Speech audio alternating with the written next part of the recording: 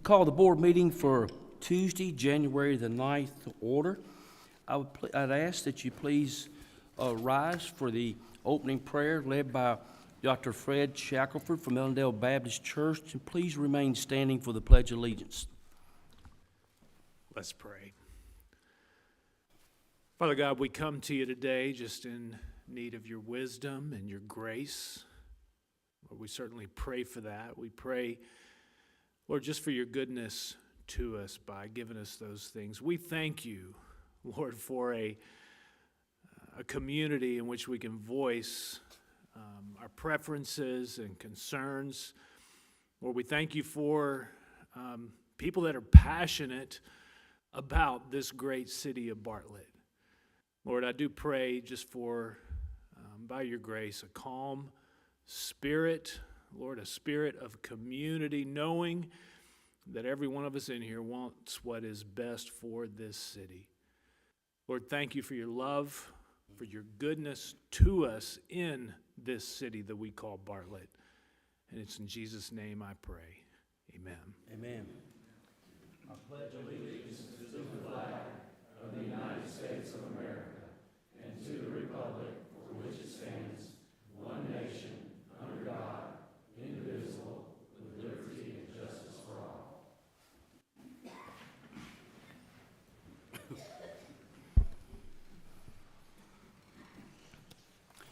Madam Clerk, I'd ask that you read the future meetings into the record, please. Parks and Recreation Advisory Board, January 11th at 6 p.m. Bartlett Arts Council, January 16th at 6 p.m. Bartlett Performing Arts and Conference Center Advisory Board, January 16th at 6 p.m. Design Review Commission, January 16th at 6:30 p.m. The Board of Zoning Appeals, scheduled for January 18th at 6:30, has been canceled. Historic Preservation Commission, January 22nd at 6:30 p.m. Thank you, Madam Clerk. Is there any way there's a Boy Scout hid out there in the crowd somewhere? If you are, stand up, son, and we recognize you. Not seeing nobody stand up. We'll move to the official business of the day. The first item on the agenda is approval of the minutes from the December 19th Mayor Board of Aldermen meeting. I move we approve. Been properly motioned and second. Is there any discussion? Hearing no discussion, please go to your device and cast your vote for the minutes. Minutes are approved unanimously. We now move to the public hearing. Individuals will have a maximum of 3 minutes to speak, either for or against an item, with a total of 20 minutes on each side. Madam Clerk, will you read the first item, number 1, Ordinance 2308, into the record, please? Ordinance 23-08, an ordinance to amend the City of Bartlett zoning ordinance by amending Article 1, Section 2, definitions to add smoke shop and tobacco store, and to amend Article 5, Chart 1, uses permitted to add smoke shops and tobacco stores in certain zoning districts with a special use permit. Ms. Kim, the Director of our zoning. Ordinance 2308 is an ordinance to amend our City of Bartlett zoning ordinance. It will add the definition of smoke shop and tobacco store. It would also add to our use chart where smoke shops and tobacco stores will have to obtain a special use permit. We will also add a definition for smoke shops and tobacco stores to the ordinance. This item went before the Planning Commission on December 4th, 2023, and it comes to you with a favorable recommendation. Thank you. Does the board have any questions for Ms. Taylor? Thank you, Ms. Taylor. Any of those wish to speak in favor of the ordinance, please come to the podium. State your name and address for the record, please. Seeing no one coming forward to speak in favor, now those who wish to speak in opposition, please come to the microphone. Seeing no one wishing to speak in opposition, Madam Clerk, will you move to item number 2? Adjourned at 6:05. Ordinance 2309, an ordinance to amend City of Bartlett zoning ordinance by amending Article 1, Section 2, definitions to add hookah lounge and other smoking lounges, and to amend Article 5, Chart 1, uses permitted to add hookah lounges and other smoking lounges in the CH Highway Business Zoning District with a special use permit. Again, Mr. Kim Taylor. Again, ordinance 2309 is an ordinance to amend the City of Bartlett zoning ordinance. It will add the definition of hookah lounge and other smoking lounges to the zoning ordinance. It will require a special use permit in the CH Highway Business Zoning District. And it will also add an additional line to the use chart for the special use permit requirement. Thank you, This- excuse me. This went before the Planning Commission on December 4th, 2023, and it comes to you with a favorable recommendation. Thank you. Any member of the board have any questions for Ms. Taylor? Seeing none, thank you, Ms. Taylor. Those wishing to speak in favor of ordinance 2309, please come to the mic at the time. Seeing no one come forward, those wishing to speak in opposition, please come to the microphone at this time. Chair sees no one coming to be recognized in opposition or favor, so we will adjourn ordinance 23, public hearing for ordinance 2309. Madam Clerk, got to get you to read item number 3 into the record, please. Ordinance 23-10, an ordinance to amend the City of Bartlett zoning ordinance by amending Article 1, Section 2, definitions to add small box retail stores, liquidation stores, and liquidation warehouse sellers, and to amend Article 5, Chart 1, uses permitted to add small box retail stores, liquidation retail stores, and liquidation warehouse sellers to certain zoning districts with a special use permit, and to add Article 6, supplementary district regulations, Section 31, small box retail stores. Again, you're recognized, Ms. Taylor. Ordinance 2310 is an ordinance to amend the City of Bartlett zoning ordinance by adding the definition of small box retail stores, liquidation stores, and liquidation warehouse sellers. This will also require a special use permit within both the CG, which is general business, and the CH, general highway zoning districts. This will also add an additional line to the zoning use chart, and as well as the supplementary regulations, which will have, in summary, these types of stores must be spaced 2 miles apart. There will be no outdoor displays or storage, and there will be no sales of secondhand goods. This item went to the Planning Commission on December 4th, 2023, and it comes to you with a favorable recommendation. Thank you, Ms. Taylor. Any questions from the board? Seeing none, those in the audience that wish to come and speak in favor of ordinance 2310, please come to the microphone at this time. Seeing no one come forward, those that wish to speak in opposition, please come. Seeing no one wishing to come forward, we will adjourn the public hearing for ordinance 23-10. Moving to item number 4, Madam Clerk, will you read into the record, please? Ordinance 23-11, an ordinance amending Title II, Chapter 6, Section 2-601, membership of the codified ordinances of the City of Bartlett, Tennessee, to be consistent with state law by permitting a person designated by the mayor to serve on the Planning Commission in lieu of the mayor. For explanation, our city attorney, Mr. Ed McKinney. Thank you, Mr. Mayor. I think the clerk just said what the explanation was. This is simply to make our ordinance consistent with state law that allows the mayor to designate another person besides himself to sit on the Planning Commission. Thank you. Any questions from the board? Thank you, Mr. McKinney. Anyone wishing to come and speak in favor of ordinance 23-10? Seeing no one coming forward, anyone wish to come speak in opposition of ordinance 2310? Seeing no one wishing to be recognized, we will adjourn the public hearing for ordinance 23-10. Madam Clerk, I'd ask that you read item number 5 into the record, please.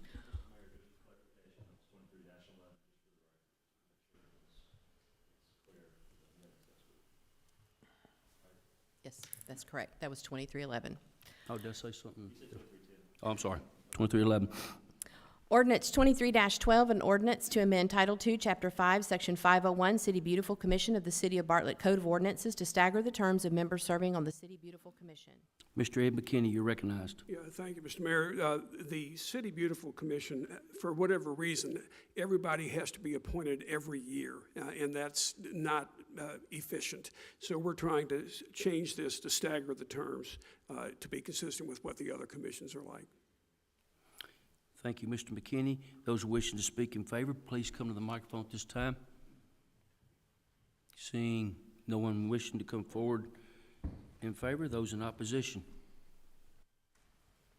Seeing no one wishing to speak in opposition, we will adjourn ordinance for 23-12 at this time and move to item number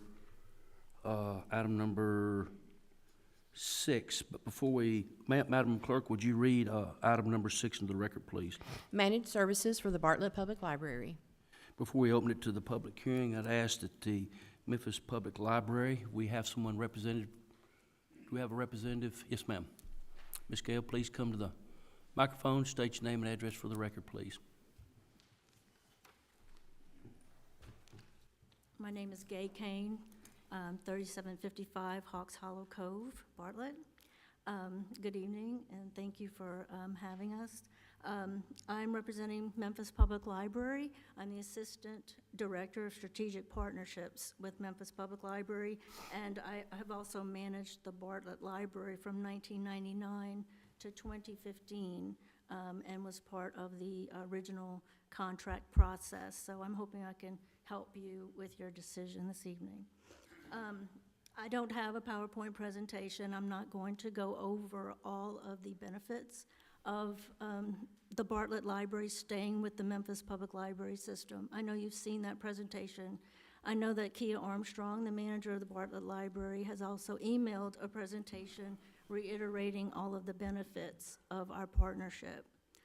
And I'm sure that the citizens here tonight that will speak on behalf of the library, MPL partnership, Bartlett partnership, will reiterate some of those benefits for you. So I am addressing the most important issue that you all have, which is the concern about the money that has not been spent as expected. Bartlett has paid some funds to Memphis Public Libraries for materials, and you have not received those materials. I know that you all are expecting a number tonight, and I have been asked to look into that number. I do not want to give you some random number. I want to give you something accurate. I am digging through invoices. I'm digging through records. I am going back and figuring out what exactly was carried over from each fiscal year so that I can determine an accurate number for you. So what I am here tonight to do is to commit to having you that number in 30 days. And at that time, when we have an exact, accurate number of the amount of funds that we need to replenish to Bartlett, whether it be in materials or in any other capacity, I will have that number for you within 30 days, and at that time, regardless of your vote here, we will figure out how to get that money back to you. We have had some issues selecting, acquiring, and processing materials, and that big issue is not specific to Bartlett. It's an issue that's for the entire library system. We've recently completed a lean library management study with a private consultant and have worked out some procedures that we think will remedy the problem. I am certain that we will be able to get materials on the shelf in the libraries more quickly, and should we move forward with our partnership, I do not foresee a problem with actually spending your current fiscal year funds. And like I said, we will go back and figure out how you want us to make up for what we determined we've not given you. Any questions? Thank you. This is a public hearing. The board's able to ask any questions, no discussion among the board, but if any board members has a question they'd like to ask, Alderman Reeves, you're recognized. Thank you for coming down, and I appreciate you for standing in front of us. I know it can be difficult.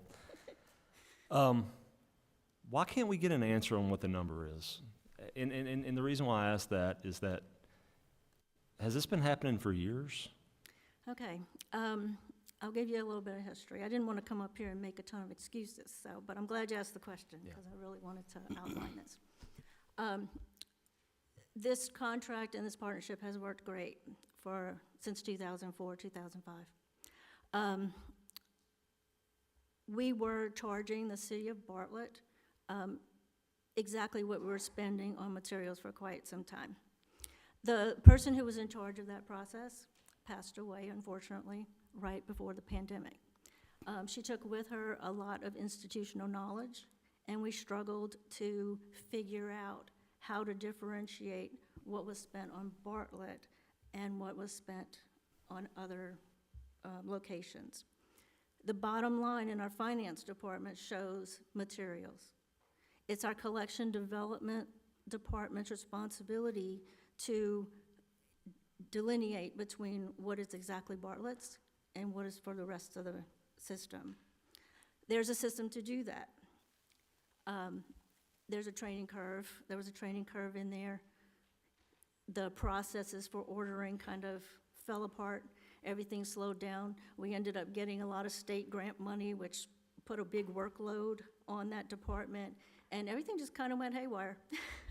So we are figuring it out. I have to go back, and we use a acquisition system called CERSI, and CERSI keeps track of what we are purchasing and allocates it to our specific funds. CERSI is only as good as what we enter into CERSI. I want to be sure that the numbers in CERSI are accurate. I want to go back. I want to look through invoices and be sure that everything is reflected correctly. It looks like, from what I can determine so far, that there was money carried over in some fiscal years, and I want to be sure that we just accurately capture everything that we owe you. And that's why it's so difficult, because our finance manager, who we would normally go to and say, hey, run us a report, she's not looking at the actual funds within acquisitions. Does that help? Alderman King? Ma'am, I do appreciate you coming, speaking to us. Your title, one more time, what's your position again? My position currently is Assistant Director of Strategic Partnerships. Okay. And I'm a little disappointed that the director is not here. She is here. She is here? Mm-hmm. You know, I would really like to Certainly. direct my questions to the director if she's here.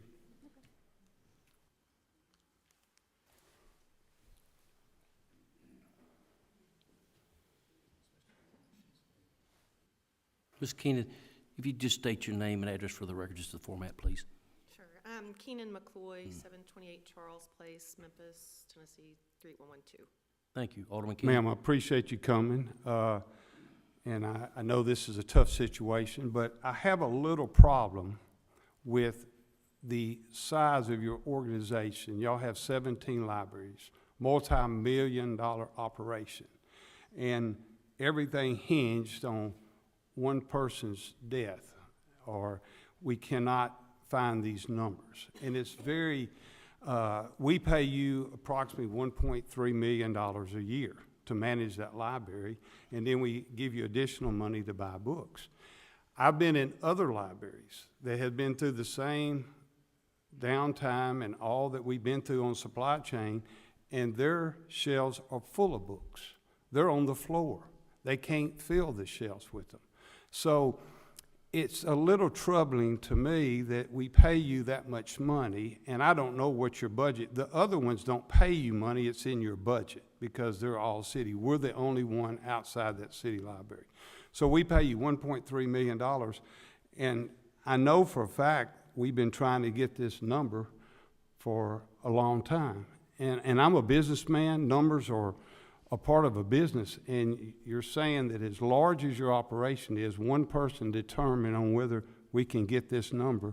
And what guarantee would we have that we would get this number in 30 days? And that's my concern. I hate the questions. I hate to put you on the spot like this, but I'm really, the other 17 libraries, I'm only concerned about this library because that's the one that I represent the people for this library, and to pay you $1.3 million, and then we're shortfall, I have a hard time with it. I do. So if you could address that, I would. I don't know. Yeah, I'm as frustrated as a person could be as well. And I don't think all of this happened, truthfully, I don't think all of this happened because of one person, because that's now some time ago. Mhm. So I think that, you know, the collect, what's that? The problem started then. It wasn't just that one person. But the book purchase, I've been to other libraries, and like I said, they can't get them all on the shelf. They're stacked up against the wall, or they had to move they were blocking where they were because they didn't have enough. And then I go to our library, and the shelf is empty. And so they buy from the same chain that you do. From my research of libraries, you should be purchasing books now 3 or 4 months in advance. In my circumstances, y'all are 3 or 4 months behind on purchasing the books, and a library should be purchasing books 3 or 4 months down the line so they are available to them. Am I correct? I absolutely agree with you. Okay. Thank you. Alderman Griffin?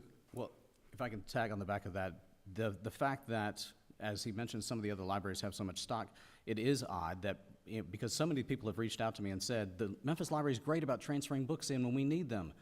But that's just it. The Memphis libraries seem to have those books, whereas ours does not. So again, it seems like we're a second-rate library when it comes to the Memphis library system, in the fact that those libraries do have them to transfer from, whereas we're always shorthanded. And that's what's puzzling to us, is that why is it that ours is always the one that's shorthanded when the others have books to transfer in, and we're always the ones having to request them to be transferred, whether it's new releases or just regular stock that's on the shelves. That's where we're troubled, is the fact that are we second rate to you guys because our shelves are empty when it comes to some of those new ones, but the others have plenty of books to transfer over. So clearly they are being ordered for your libraries, but they're not being ordered for ours. And why is that?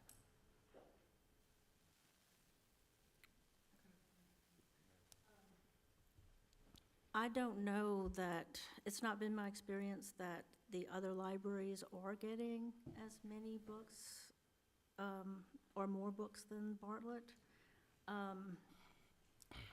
I don't really agree with that assessment, so I can't really address it. I mean, anecdotally, that's what people are telling me, is that I can always get books transferred in. Well, it's a 1.5 million collection, so there are a greater number of books out there. Are we talking about current material? In my experience, that's the way it has been, is some of the best sellers, they're on those new releases as you walk in. And I've gone to other branches, Raleigh, Cordova, Cosset, and they have multiple copies of those, but then when I come to my library here in Bartlett, ours are always empty. So are the ordering system not being managed correctly, in that you guys can see what the trends are at our library and what the other libraries are, and you know which authors are more popular from branch to branch?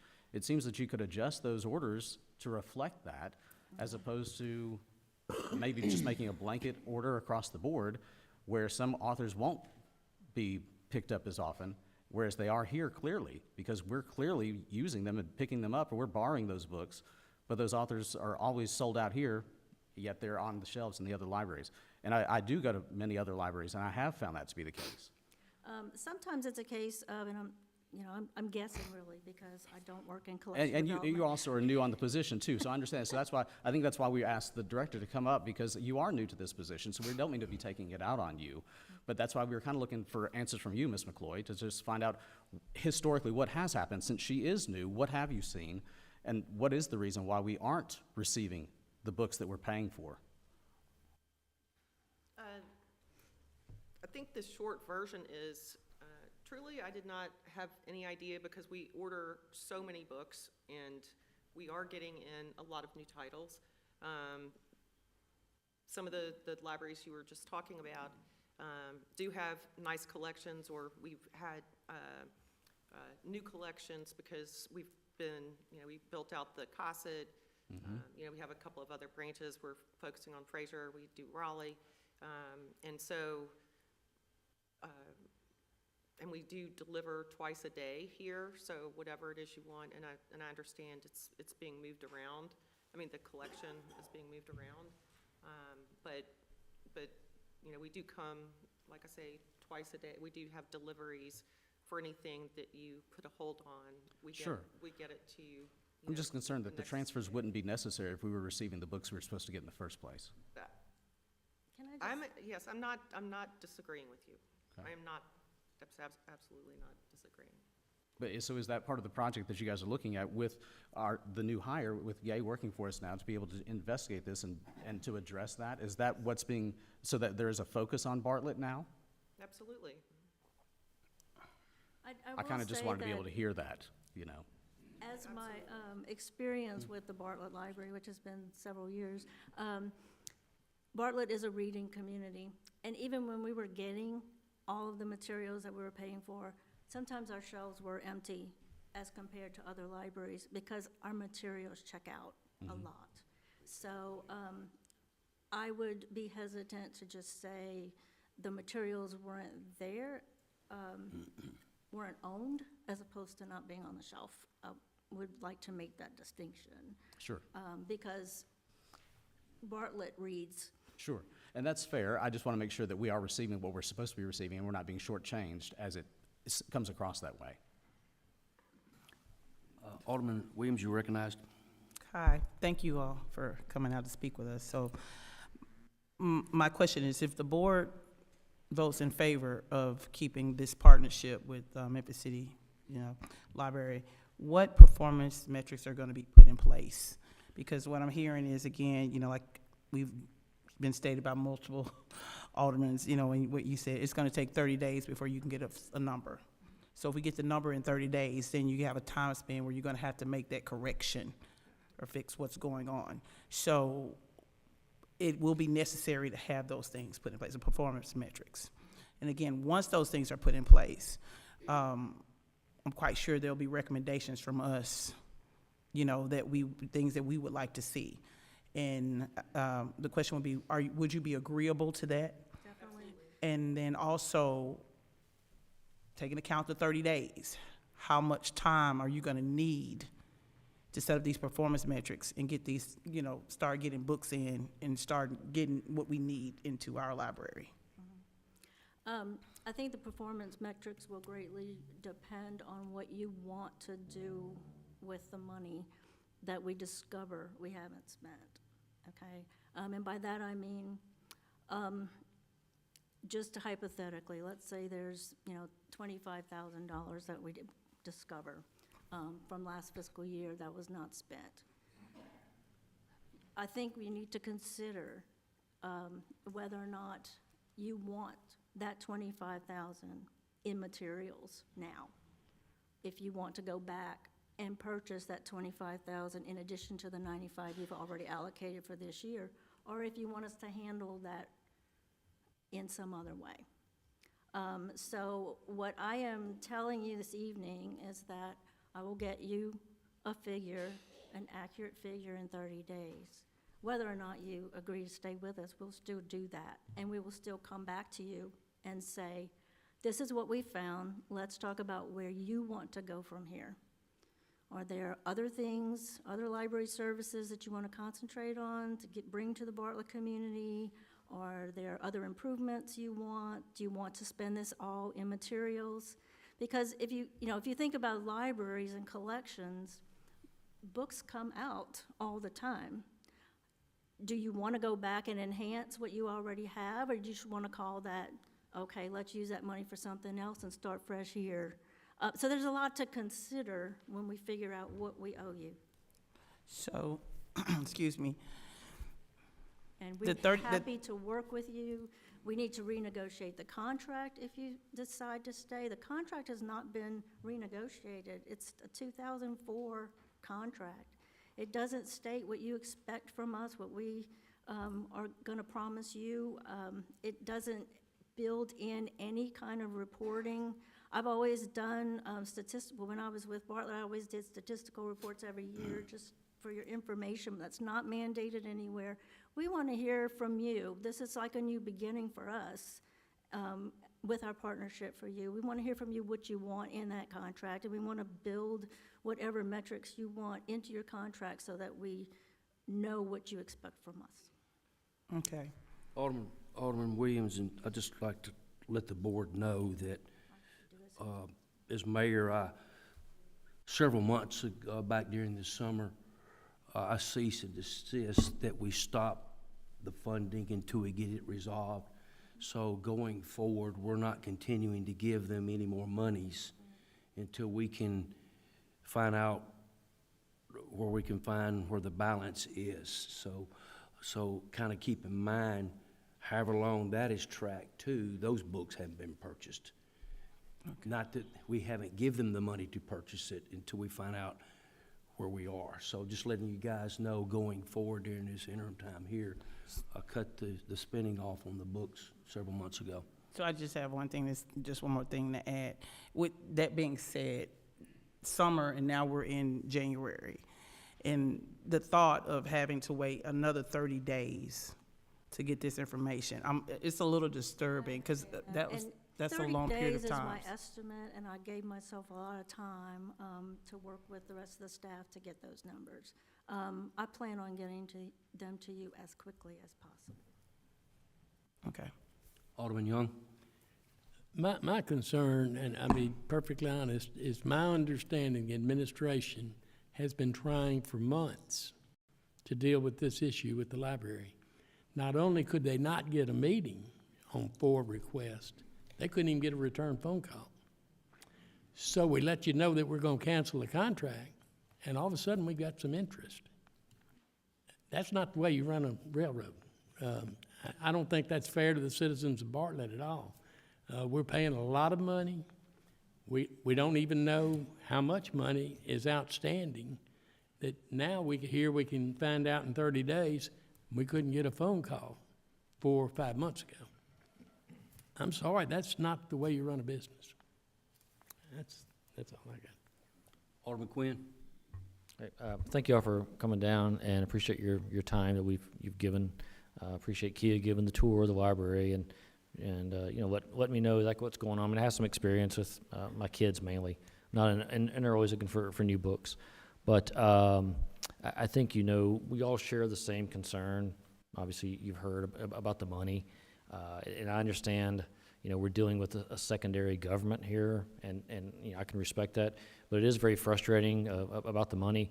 But I do see, you know, from the conversations we've all had, I believe, you know, that we can fix these problems.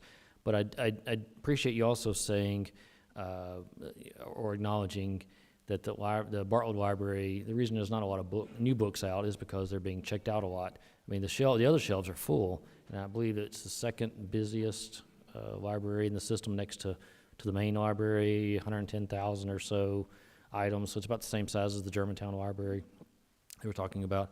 So, but like I've said publicly often, you know, I was very disappointed to learn about the money, and also just some things we need to make some tweaks there. And I appreciate y'all trying to be more responsive, and hopefully going forward, if we stick with the contract, that'll be something we can continue and get the reports and know what's going on.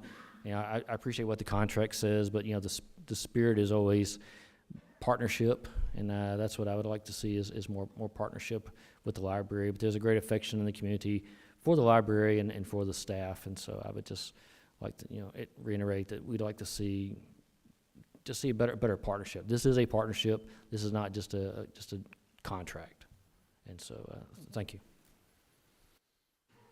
Thank you. Is hearing no more questions for the board. Thank you.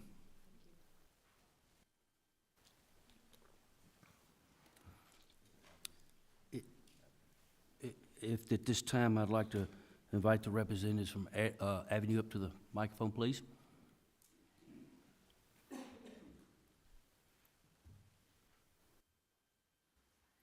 Good evening. Thank you for having us here. My name is Dana Braccia, and as an MLS degreed librarian and thought leader in libraries for more than 15 years, I want to express how appreciative we are to be with you this evening talking about this vital resource of your library. When Avenue saw the RFQ, we understood Bartlett was looking for better for their citizens, a city looking for more. As your partner, Avenue would be directly accountable to local leaders, community groups, and your citizens. What you'll gain with Avenue is a more robust and timely collection of relevant and high-demand materials selected by local librarians. You'll also gain a more Bartlett-centric approach to programming and community outreach, more collaborations with the Friends organization, local schools, and other community groups, more involvement from the library patrons in areas such as the Citizen Library Advisory Board, ongoing feedback and suggestion channels, and most importantly, more accountability for the value of your taxpayer dollars. We know Memphis is a large system and needs to spread their efforts amongst many stakeholders. We also know they do their very best under the circumstances, but it's also important for Bartlett leaders to ensure their resources are meeting the needs of your Bartlett stakeholders. As most large cities, Memphis has layers of bureaucracy that can slow things down, and when issues arise, it can take sometimes a lengthy amount of time to fix those issues. By comparison, we wanted to share tonight that Avenue is just inherently a nimble organization. We can quickly align our service priorities to the most meaningful areas that your citizens need. We love working with cities that want their hands on the wheel and want to offer more and better to their citizens. We worked with your neighboring community of Germantown when they needed a more innovative approach, and we've had outstanding results. We want to help ensure the city of Bartlett is library proud. During our time here this evening, we did share information at the December work session and have had a chance to do some community outreach and have questions, and so we'll go ahead and cover those just real briefly here, some of the areas that come up. On the first one, and I have counterpart here, is library staffing. And again, we know that's the most important resources. We're very excited by the team we have in Germantown. And some of the questions was, does Avenue have MLS degree librarians? Absolutely. In fact, in Germantown, we have 4 MLS degree librarians in the areas of adult services, collection development, our library director, as well as at the genealogy library. In addition, we're asked if we do participate in ongoing training, professional involvement such as American Library Association, Tennessee Library Association. The answer again is absolutely. We are very involved in the library industry and community. We're also competitive with our salaries and our benefits, and we were able to see the Memphis salary levels, so feel very confident in the packages that we would put together for the Bartlett library employees. Next up is collections. This, of course, has been the big topic of the evening. We believe in having dynamic and relevant collections, again, with local librarians doing the selection, doing the managing. In Germantown, we actually are in programs where we lease extra copies of those popular bestsellers to ensure we can meet the demand when the demand is there, when the book first comes out. When that demand wanes, we're able to send back those books for credit. So we have a really good program in place. In fact, we have our collection development librarian here this evening.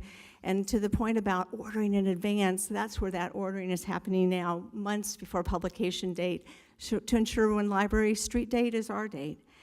We also have a patron suggestion program, so if somebody doesn't see what they'd like, they can absolutely put that request in. We can participate in what's called ILL, or interlibrary loans. So if there's like more esoteric or historical resources, we can capture those. We also responsive, the schools in Germantown wanted the JSTOR online database. That's for academic research, student papers. That's something the school district didn't offer, but we now at the Germantown Library offer that resource. So we're able to be, again, flexible for what the community is asking for. And then over here, we've got just a couple statistics. When we look at what's called collection turnover, is that how often are the books that you do have actually checking out? And so the numbers that you see, actually, excuse me first, we're going to the digital collection. That was another question come up. Will we still have Libby and ebooks? Absolutely. In fact, we participate through City of Germantown in what's called Tennessee Reads. That's a statewide collection. Right now, Memphis does not participate. They just purchase the books themselves. And so what that allows us to do is not only have around 275,000 books that are in Tennessee Reads, we also purchase additional ebooks for Germantown Library cardholders. So if we see a hold list getting too long, we can have copies that are only going to be for those cardholders. And again, you can kind of see the numbers with Collierville. They also participate in Tennessee Reads. Now looking again at the physical collection, that's where I was going with the turnover. And again, you want vibrancy. You want a book to earn its place on the shelf. In Germantown right now, we have a turnover of about 2.15, which means about on average items go out twice, and Collierville is 3.85. And mind you, we've only been in Germantown a couple of years, so we're definitely progressing as we fine tune that collection. By comparison, the Memphis overall has a collection turnover of 0.72, and Bartlett, if you pull out those numbers, is at 0.97. So basically, Collierville circulates 3 to 4 times more than Bartlett collection right now, and Germantown is over twice as much. So that means, again, having relevant books on the shelf that people want to circulate. So we kind of also gave you an overview of how Bartlett compares at a national level, state level. And again, it goes back to having the right books on the shelf. We did have questions again about programming, and we are very local centric. Again, what's needed in the community for education, outreach, and you can see just a comparison of the numbers that were shared at the last meeting by the city of Memphis for Bartlett compared to Germantown. And again, having right programming that hits the mark, that also increases people who want to get a library card, people who want to show up to attend different activities.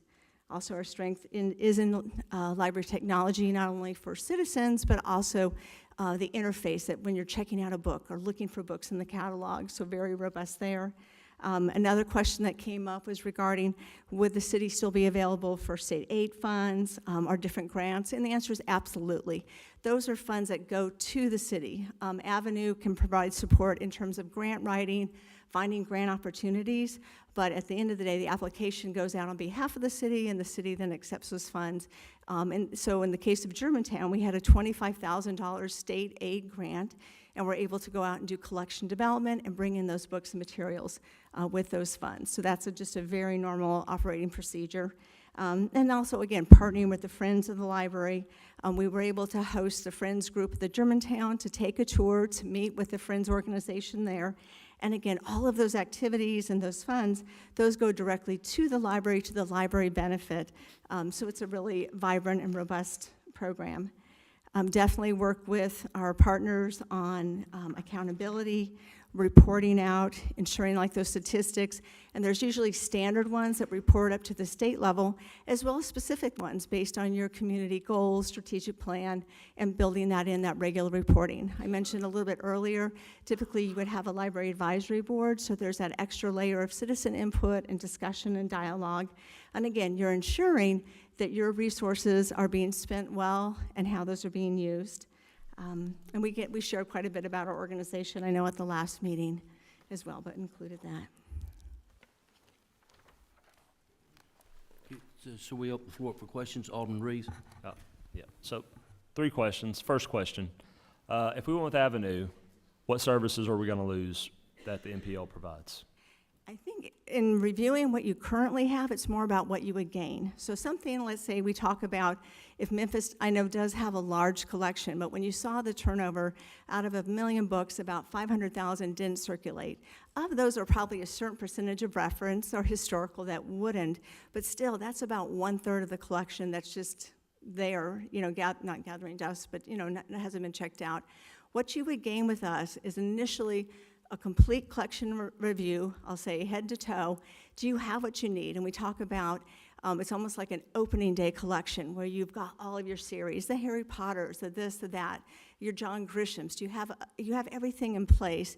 And then on top of that, we would start to layer in, again, the new purchases and get you on an ordering plan. So people are gonna feel they have a vibrant experience when they come into the library. So we have had the opportunity again to do quite a few tours of the library, again with my collection development librarian, and just see firsthand where there's gaps, where we can make a difference.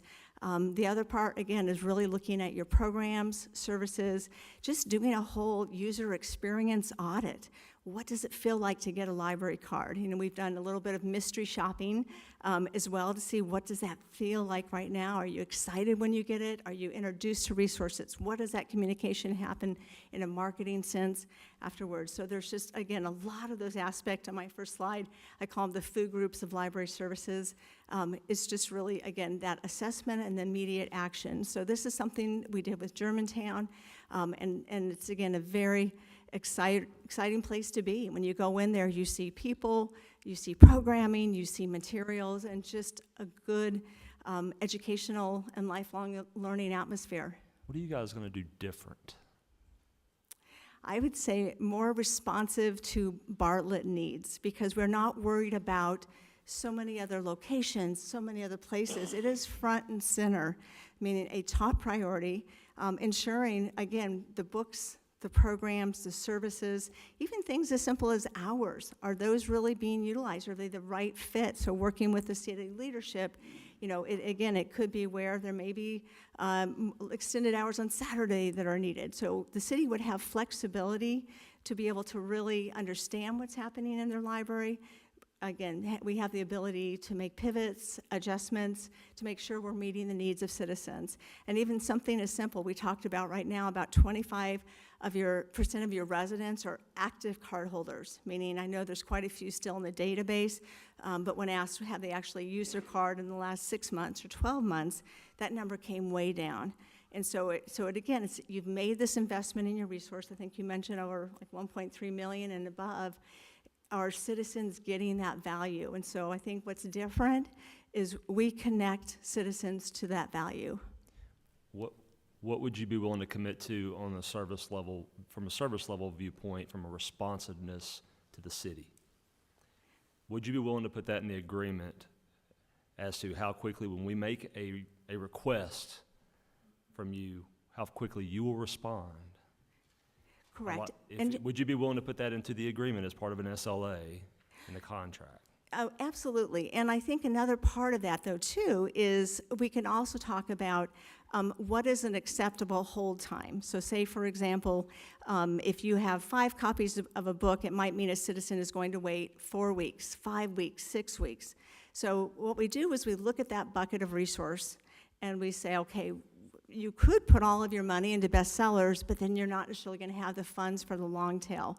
So generally, again, in Germantown, at the beginning of the year, we are budgeting based on usage. How much of those funds will go towards the children's collection? How much to teen? How much to adult? How much to this or that? And alter those funds. That said, again, getting a book in quickly, we actually order what we call shelf ready. So when our books arrive from our vendor, they are cataloged, they are labeled, they've got a barcode. My understanding, I think in Memphis, is that they come in, they might go to a workspace to get stickered and labeled and those things, and that can delay it. So for us, we want to pre-order in advance. We are familiar with the quantities of typical authors, like a Grisham. How many do we generally need? We like to order early so we can monitor the hold list as well. So maybe we've already ordered something that's going to be published in April. If all of a sudden 200 people, let's call it Lessons in Chemistry, you know, that's a book that's been out there, all of a sudden there's a show on Paramount Plus, those holds go up, so we can start to monitor that. So again, for us, ordering in advance, getting those copies in quickly, and then setting service thresholds to say if we don't want people waiting X amount of time, and adjusting our budget accordingly. You know, and again, sometimes the reality is, I know right now you have a very healthy collection budget. I think it's over $100,000 that's allocated. That's a fabulous amount for this community. So if that were being spent, again, based on what we're doing in Germantown, not difficulty in meeting the needs of the materials that people are looking for. Okay. Thank you. Alderman Williams. So, just looking over the materials you provided us, I'm looking at seamless transition. Yes. So we all know that a transition is never, the word, we like to say seamless, but it's not seamless. So I just wanted to know, regarding the Germantown Library, how long did it take you all to get everything set up? Because again, we do have a lot of readers in our community, and we don't want to have that gap, and it disturbs that. So walk us through that. Gotcha, sure. Say, for example, the city were to select Avenue this evening, and my understanding is if there's a 6-month notice potentially with Memphis, or it could be shortened or what have you, we actually go into action immediately. We do quite a bit of I'll say, onboarding of customers in our managed services. And so, again, we go back to the big areas. One is staff is wanting to have those conversations with the current staff to let them know about Avenue, our roles, our benefits, the positions, all those types of things. Because again, we want them to be able to make an informed decision of where they want their career to go next. What we found in Germantown is, again, we brought on the majority of the team there. We had some specific scenarios where I think I mentioned last time with a health issue. But what we found there too was there were so many great ideas of the staff and things that maybe they hadn't necessarily been encouraged to implement before. And so we have some of those really good dialogues and go in, walk them through the plan. So the day one of the contract, we've already got, their employment taken care of, onboarding. And so that could, let's say it was a July 1 start, that work can begin immediately because it is stressful for an individual of what will my job look like, what am I going to be doing? So we would like to take care of that. And then again, very high touch, lots of good conversation. We have an HR team that really specializes in this. Next is technology. They mentioned the Cersei Dynex system. In fact, we've already been in conversation with Cersei, and so in this case, that would be a rather easy transition because you're basically going to be extracting your data, so your patron card holder information, your collection holdings. As she mentioned, though, it's key because what goes into Cersei, it needs to be quality information. So, for example, in Germantown, we have funds for every account. I mentioned adult books, teen books, children's books. So we load those funds as we spend and acquire materials. We can have a full reporting immediately. And so what we would do with the Cersei Dynex is, again, transfer over the database. We've already talked through the technology side with them. We've also been in conversation with the city's IT. It's a very similar, for example, the way we work with the city of Germantown IT, ensuring for imaging, on a public access computer. So if you're a citizen, you want to go in and use a computer, we have that all set up. You'll be able to do your printing, your catalog, that type of thing. So for us, that part's, I'll say, a little bit easier, and we can have that work done prior to the start. In terms of materials, that's, again, advanced work we can do is go in and start to do a full audit of the collection that's in there. We already have a fabulous materials vendor that we work with City of Germantown, and go through and do a whole profile. So, for example, even before July 1, if that were the start date, we would have all your shopping carts full, ready to go, so as soon as it's go live, they can turn on the faucet, get those materials in. And so again, it's a lot of that setup work that we went through with Germantown, and it's just sort of a methodical, I know in one of the decks we presented earlier, a little bit of a Gantt chart of how we do that transition. But it's something, again, very comfortable with, and just, again, we can compress it if it happened to be before a July 1 start date, or if it was a July 1, we've already got that all mapped out of how we do that. Alderman King. I just want to clarify a couple of statements. So if a top seller's coming out and you're expecting a big rush on that, sometimes you will buy some and then lease some so that when that trend falls down, we're not holding 200 or 300 copies of that book. Is that correct? Correct, yeah. So we actually, at the start of the year, it's a whole lease program. And so, for example, they typically have all the major authors that could potentially be publishing. And so we already set parameters. If it's a Grisham, we want X. If it's a this, we want, this quantity. And so the nice thing is it's almost like a set it and forget it. So we don't even have to have intervention to make sure the train's going to run on time. And so in that case, perhaps we are going to get 15 copies of a bestseller. And we do a couple of things. Is not only can somebody place a hold on it, we also want to have what's called a most wanted. So when you walk into the library, maybe you don't like to go online and place holds, you actually are going to be seeing a copy that's available there. And generally on those, we have a shorter circulation period. So instead of 2 weeks to read it, it's only a week. And it's not renewable because we want people coming into the building to see those materials. If all of your copies go to just fulfilling holds, nobody will ever see a bestseller when they walk in the door. And so it's setting up, things like that. And to your point then, once that demand starts to fall down, we're able to send back copies. And so with the lease program, they give you so many credits back, and then we say, this one we'd like to keep 4 copies. Or on this one, we actually want to put together a classroom set or a book discussion set. We actually have kits that community members can check out, and those would have, let's say, 12 or 15 copies. And so we know, so like a Lessons in Chemistry, there's a lot of, it's not only a great fiction show, but a lot of good discussion questions. So then we'll also put together a discussion kit and things like that. So we have flexibility there, but it really goes to, you want books when the demand is there. So even now, if you were to spend, as they mentioned, $25,000 to go back and buy books where the demand's already gone, it's always with libraries, some of your core collection, and then always that future looking of what you want to be purchasing. And last question, so you're going to, we could share books with Germantown and Collier, correct? Well, what you need to do is set up a sort of an IGA agreement. So right now, Germantown and Collierville have that. My understanding is Steve has reached out to those cities, and they're open to that potential partnership, so. Okay, so I go in and I want a book, and we don't have it, Germantown doesn't have it, Collier doesn't have it. There is a request purchase Suggest a program. purchase. So I'd say, okay, nobody has this, so what will you do? And someone would fill out a request, and y'all would purchase that book so that they would have, or is it only certain books, or is that pretty well open in? Well, it's a couple of things. Generally, if it's, I'll say more, something that we think it's not a textbook, right? If you were to request a textbook that is very esoteric, we would make the decision, is that the best funds where a lot of people could use this resource? Or is it a better scenario to do an ILL, an interlibrary loan, to get a more, like we call it, the long tail items in? If it's a mainstream, like something that's, we think, yeah, we're missing that's a gap in our collection, let's purchase that immediately and get that.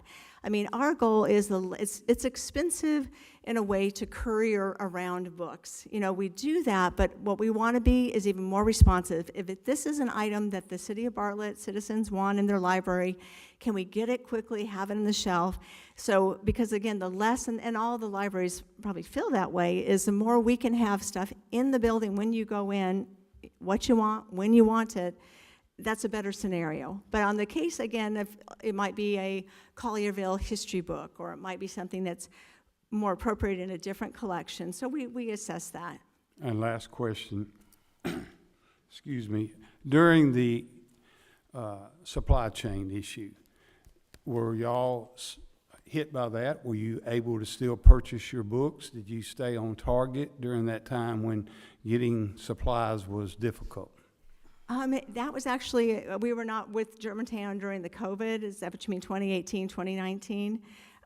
But in terms of working with our current provider, that's something that we set up to ensure, again, we already have our ordering plans, we have our shopping carts, we have those materials, so. Thank you. Ma'am, Alderman Quinn, I'm fixed to recognize you. One of the slides you had a minute ago was the collection of the Tennessee Reads. Correct. And would that be one of those other avenues that you could pull if we didn't have? That's actually an electronic ebook collection, and so jurisdictions have the choice to participate or not. And so what happens is you would pay, from our collection budget, and this is again in Germantown, we allocate a certain amount. So based on your population, the state will say, if you guys would like to participate in the consortium, this is your amount to do that. And so the nice thing there is we can share 275,000 resources, and on top of that, if you're a Libby user, and you log in with your, let's say we were working with you on Bartlett, and you logged in with your Bartlett card, you're going to see not only the Tennessee Reads collection, you're also going to see, I'll call them Bartlett-only copies. And so we actually have our librarians looking at the hold list, with that provider Overdrive to say, gosh, there's a whole bunch of holds on this, and a lot of those holds are our citizens, and so we want to get extra, in this case, Germantown copies to meet that need. And so, again, I think my understanding is Memphis doesn't participate right now in the statewide consortium, and Germantown does, and Collierville does. So you will immediately have access to a lot more electronic resources and ebooks. And again, we know after COVID, that has been the trend. For a while, ebooks were like a hockey stick. They went up in popularity and were flat. then with the pandemic, off the charts. So many more people now are reading them on their iPad, their Kindle. We've really seen that shift. We still absolutely need the physical, but I think having a large ebook collection is huge. And again, that's also where some of those more esoteric titles or things like that might make more sense, because you only have limited amount of shelf. I mean, right now you have a lot of empty shelves, but if you are ordering regularly and getting materials in, we really say we want that book to earn its place on the shelf. And so sometimes there's things that's like, you know what, that makes more sense as an e-copy. Alderman Quinn. Thank you, and thank you for the tour you gave me. Sure. The facility was really nice. It's a beautiful, well, I mean, y'all didn't build it obviously, but Germantown did a great job thinking ahead on the size of their library and how it looked. Just real quick, I believe the question that was asked earlier was how long it would take to get a book if it wasn't available, and I get what particular books, you'll judge the basis on whether you can use the book or not, and I believe somebody told me that at the Germantown Library, what was it, a week or so you hoped? It would just depend. Again, we have sort of a process for ordering. So say, for example, the collection development librarians are looking at it on a weekly basis. So if requests come in, they go through, they place the order. That said, if there is a delay maybe on the book supplier end, a lot of times now they're able to do what I call print on demand. So they own the rights to the books, but imagine, they have just warehouses that are limited in space, so they may not have that particular title that they would then do like a print on demand and ship and what have you. So it would come into the regular workflow. As I mentioned too, we would have it cataloged and processed. So depending on if it was quite an older one that had to be print on demand, and worst case, I mean, honestly, we could always order on Amazon. That's not the most ideal because we could process in-house as well. But if we said, you know what, especially I know we've looked at your history collection, and we do this a lot with the genealogy library. There's a lot of very specialized material that makes sense for a citizen. So we have that flexibility, if you will. We're not like a big, lumbering giant where we can't pivot quickly. The other thing we added in Germantown is what's called the local author collection.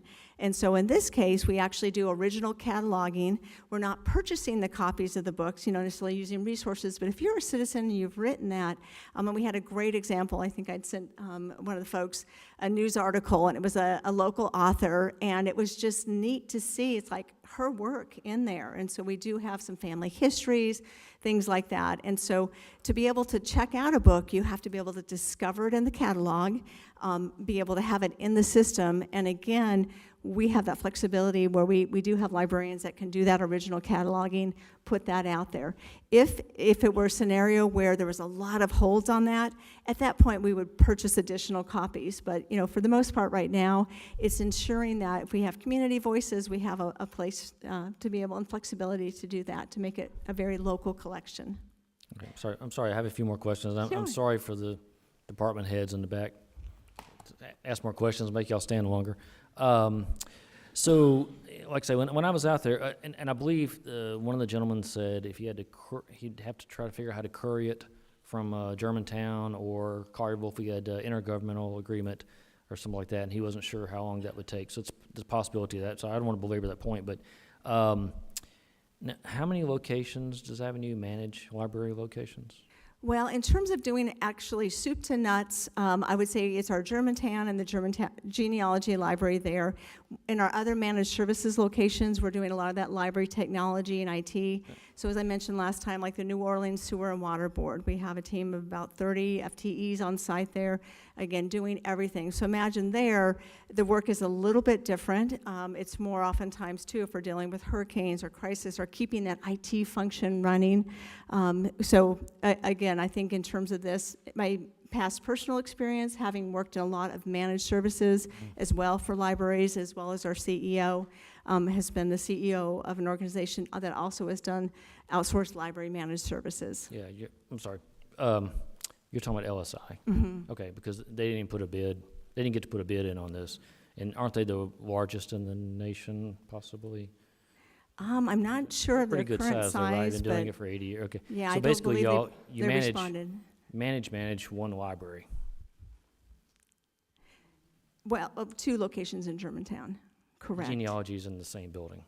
No, it's a separate standalone. I'm sorry. Yeah. Okay. It's the one off of Poplar Pike or something, right? Correct, Okay, so yeah, I've no, been in and there. again, this is an area of growth and focus for us, which is, I think, why I'll say we almost try harder ensuring we have the white glove treatment and the services that we deliver there. And so, again, that's really why we encourage everybody to come out, take a tour, see firsthand the kind of vibrancy that is happening in Germantown, the kind of innovation, the collection, the programming.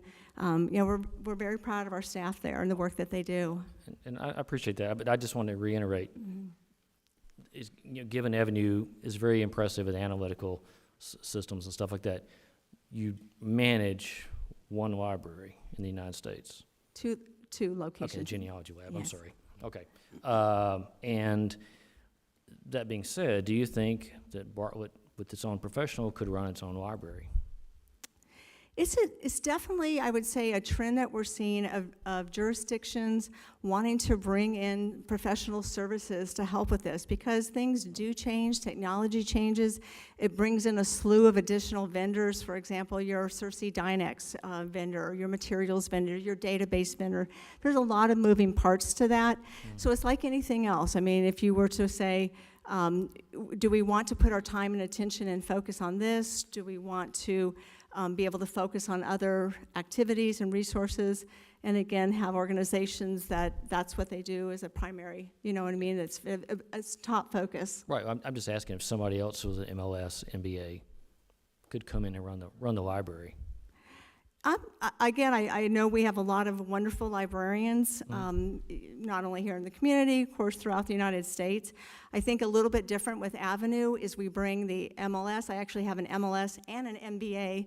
And so part of that is to look at things of that return on investment. So could anybody run a library?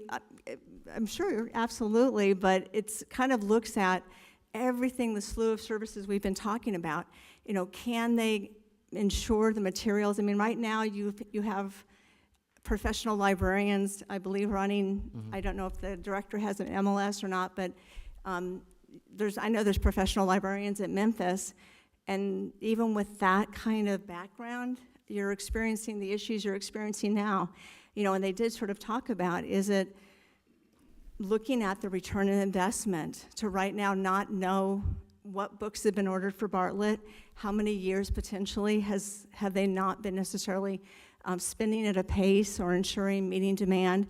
It's looking at, I'll say, evidence-based collection development, looking at your statistics, looking at your number. Again, I'm not sure the last time even hours were reviewed to say, are we meeting the demands of what citizens are wanting right now? So, I think a lot of people could absolutely run a library, but what Avenue brings is very special in that our depth of experience in a lot of areas. You know, one of the things we've talked to the city about too is we also do digitization. So that's working a lot with those historic documents, archives. It's really down to information management. Yes. That's very true. I just wanted to see what the real experience was, and I believe you used to work for LSI, didn't you? Correct. Yes. Okay. Right. Thank you. Mm-hmm. Alderman Griffin? Just to clarify, when you mentioned the interlibrary loans, is that coming from any other libraries besides the two that you mentioned, the two locations that you guys have partnerships with? Correct. There's two different programs. One is sort of a local IGA, for example, the Courier. And so if you were to participate in that, we have a third-party courier. That's all they do is just deliver items, and so that could happen. Sorry, excuse me for interrupting. How often do they deliver, though? Because we know Memphis does a great job, to their credit, they do a great job of transferring in daily. Correct. But yet, how often would you deliver, whether it is from Germantown and Collierville, or with this interlibrary loan, what other locations are those coming from, and how quickly could those come in?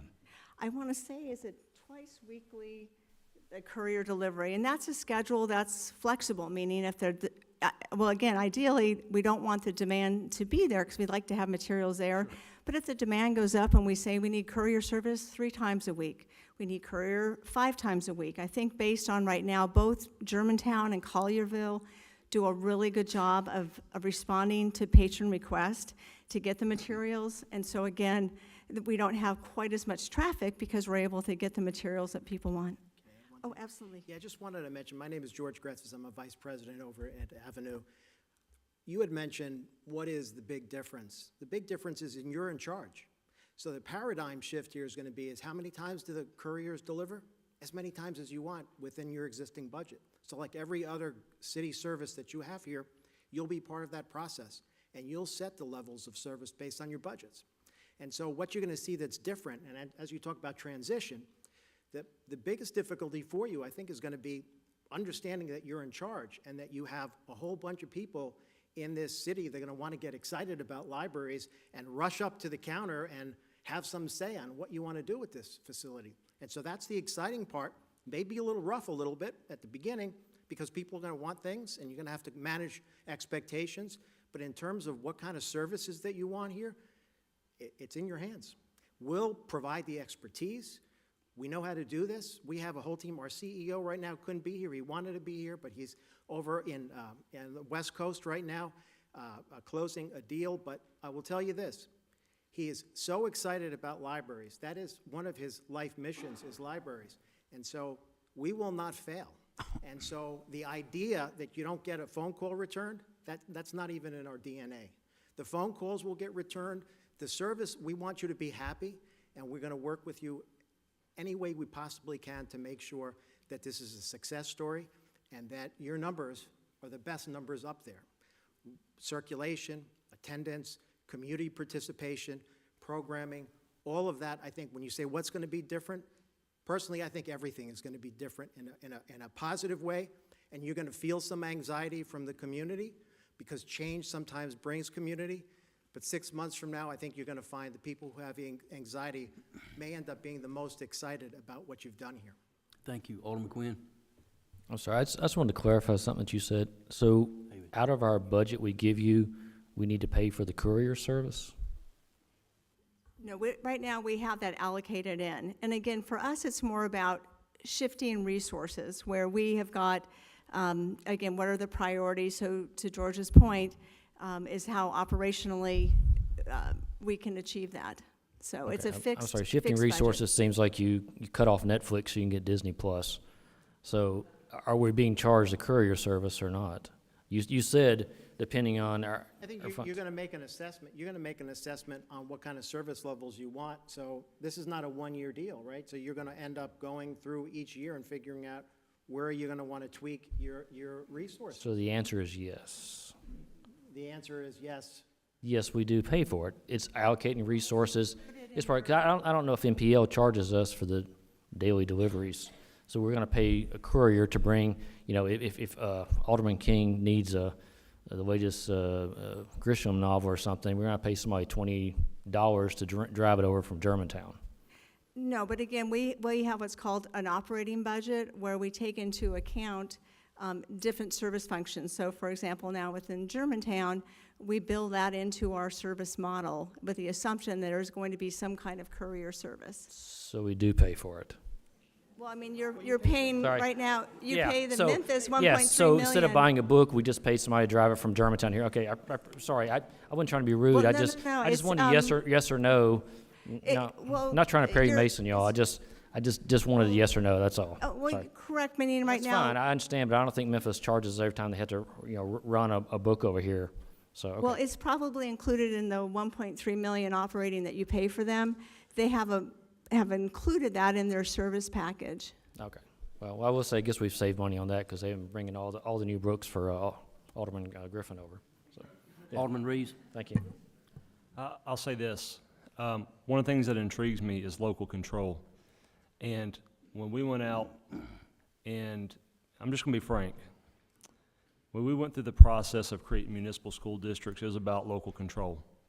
It's about being in control of our own destiny when it comes to our own services. This is a similar situation. You give us the flexibility to have local control of our library without it being in a monstrosity of a library system, which is obviously dysfunctional right now in its leadership. And so that to me is one of the key things that I like about what you guys bring to the table. It is not your normal core business, but you are taking it on and you are innovating within the space, and you're going to give us a cutting edge innovation. Now, so when I look at this, local control is important to me. Right now, we're having issues getting response back. We can't get data. It is ridiculous. But it was the same way when we were with the Shelby County School System and Memphis City School System. It's reflective of Memphis leadership. So my perspective is that this is a great opportunity to have local control over our library and be able to get answers in the specific type of program that we want with inside the library.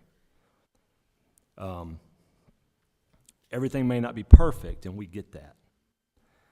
But what we're looking for is people who are for Bartlett and about Bartlett, and that's the reason why I think that it makes sense what we're talking about tonight.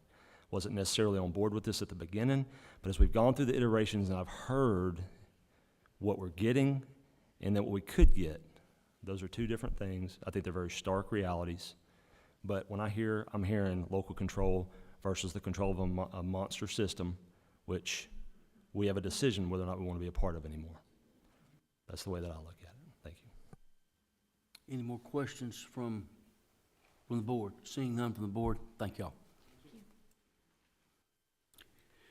Okay, we move to the public hearing portion, and those wishing to speak in favor, please come to the podium at this time and state your name and address for the record, please. The Managed Services, I'm sorry. If you're in favor of one of the other, come to the microphone and state what you're in favor of, staying with the Memphis Library or going to Avenue. So just state, I'll tell you what, I'll make it clear, any of those that's wishing to come forward in favor of staying with the Memphis Library system at this time, come to the microphone. If you're in favor of the city of Bartlett continuing the contract with the Memphis Public Library System, come to the microphone and state your name and address for the record, please.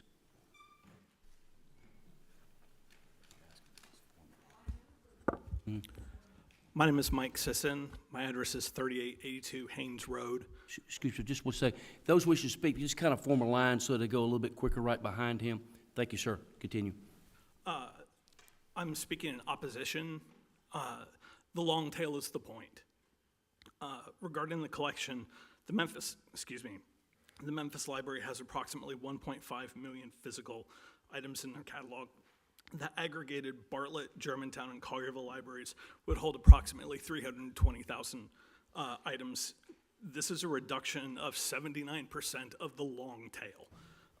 To put that in perspective, if my personal home library, which encases 25 full bookcases, were the entire collection and you were to move with Avenue, that collection would shrink to 5 1/4 bookshelves.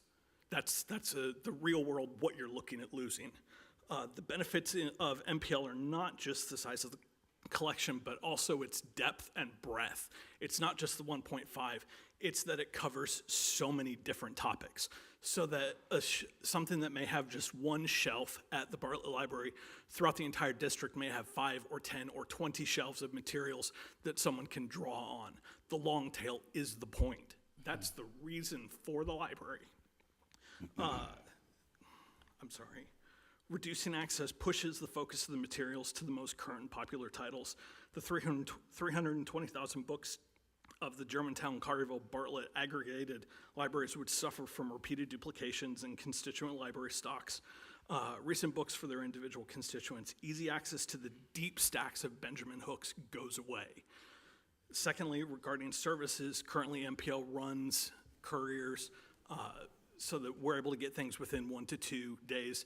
There's been a lot of discussion as to how long is it going to take. What this does is, if we have to go and start filling out ILL for every form, that's pushing getting materials that I can get at a click of a button, just saying this book that's at Benjamin Hooks or at Cosset, I want it directed to Bartlett and I'll have it in 2 days.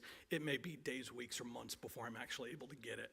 Or for Avenue to decide, oh, well, we're gonna go and get one copy as an ebook.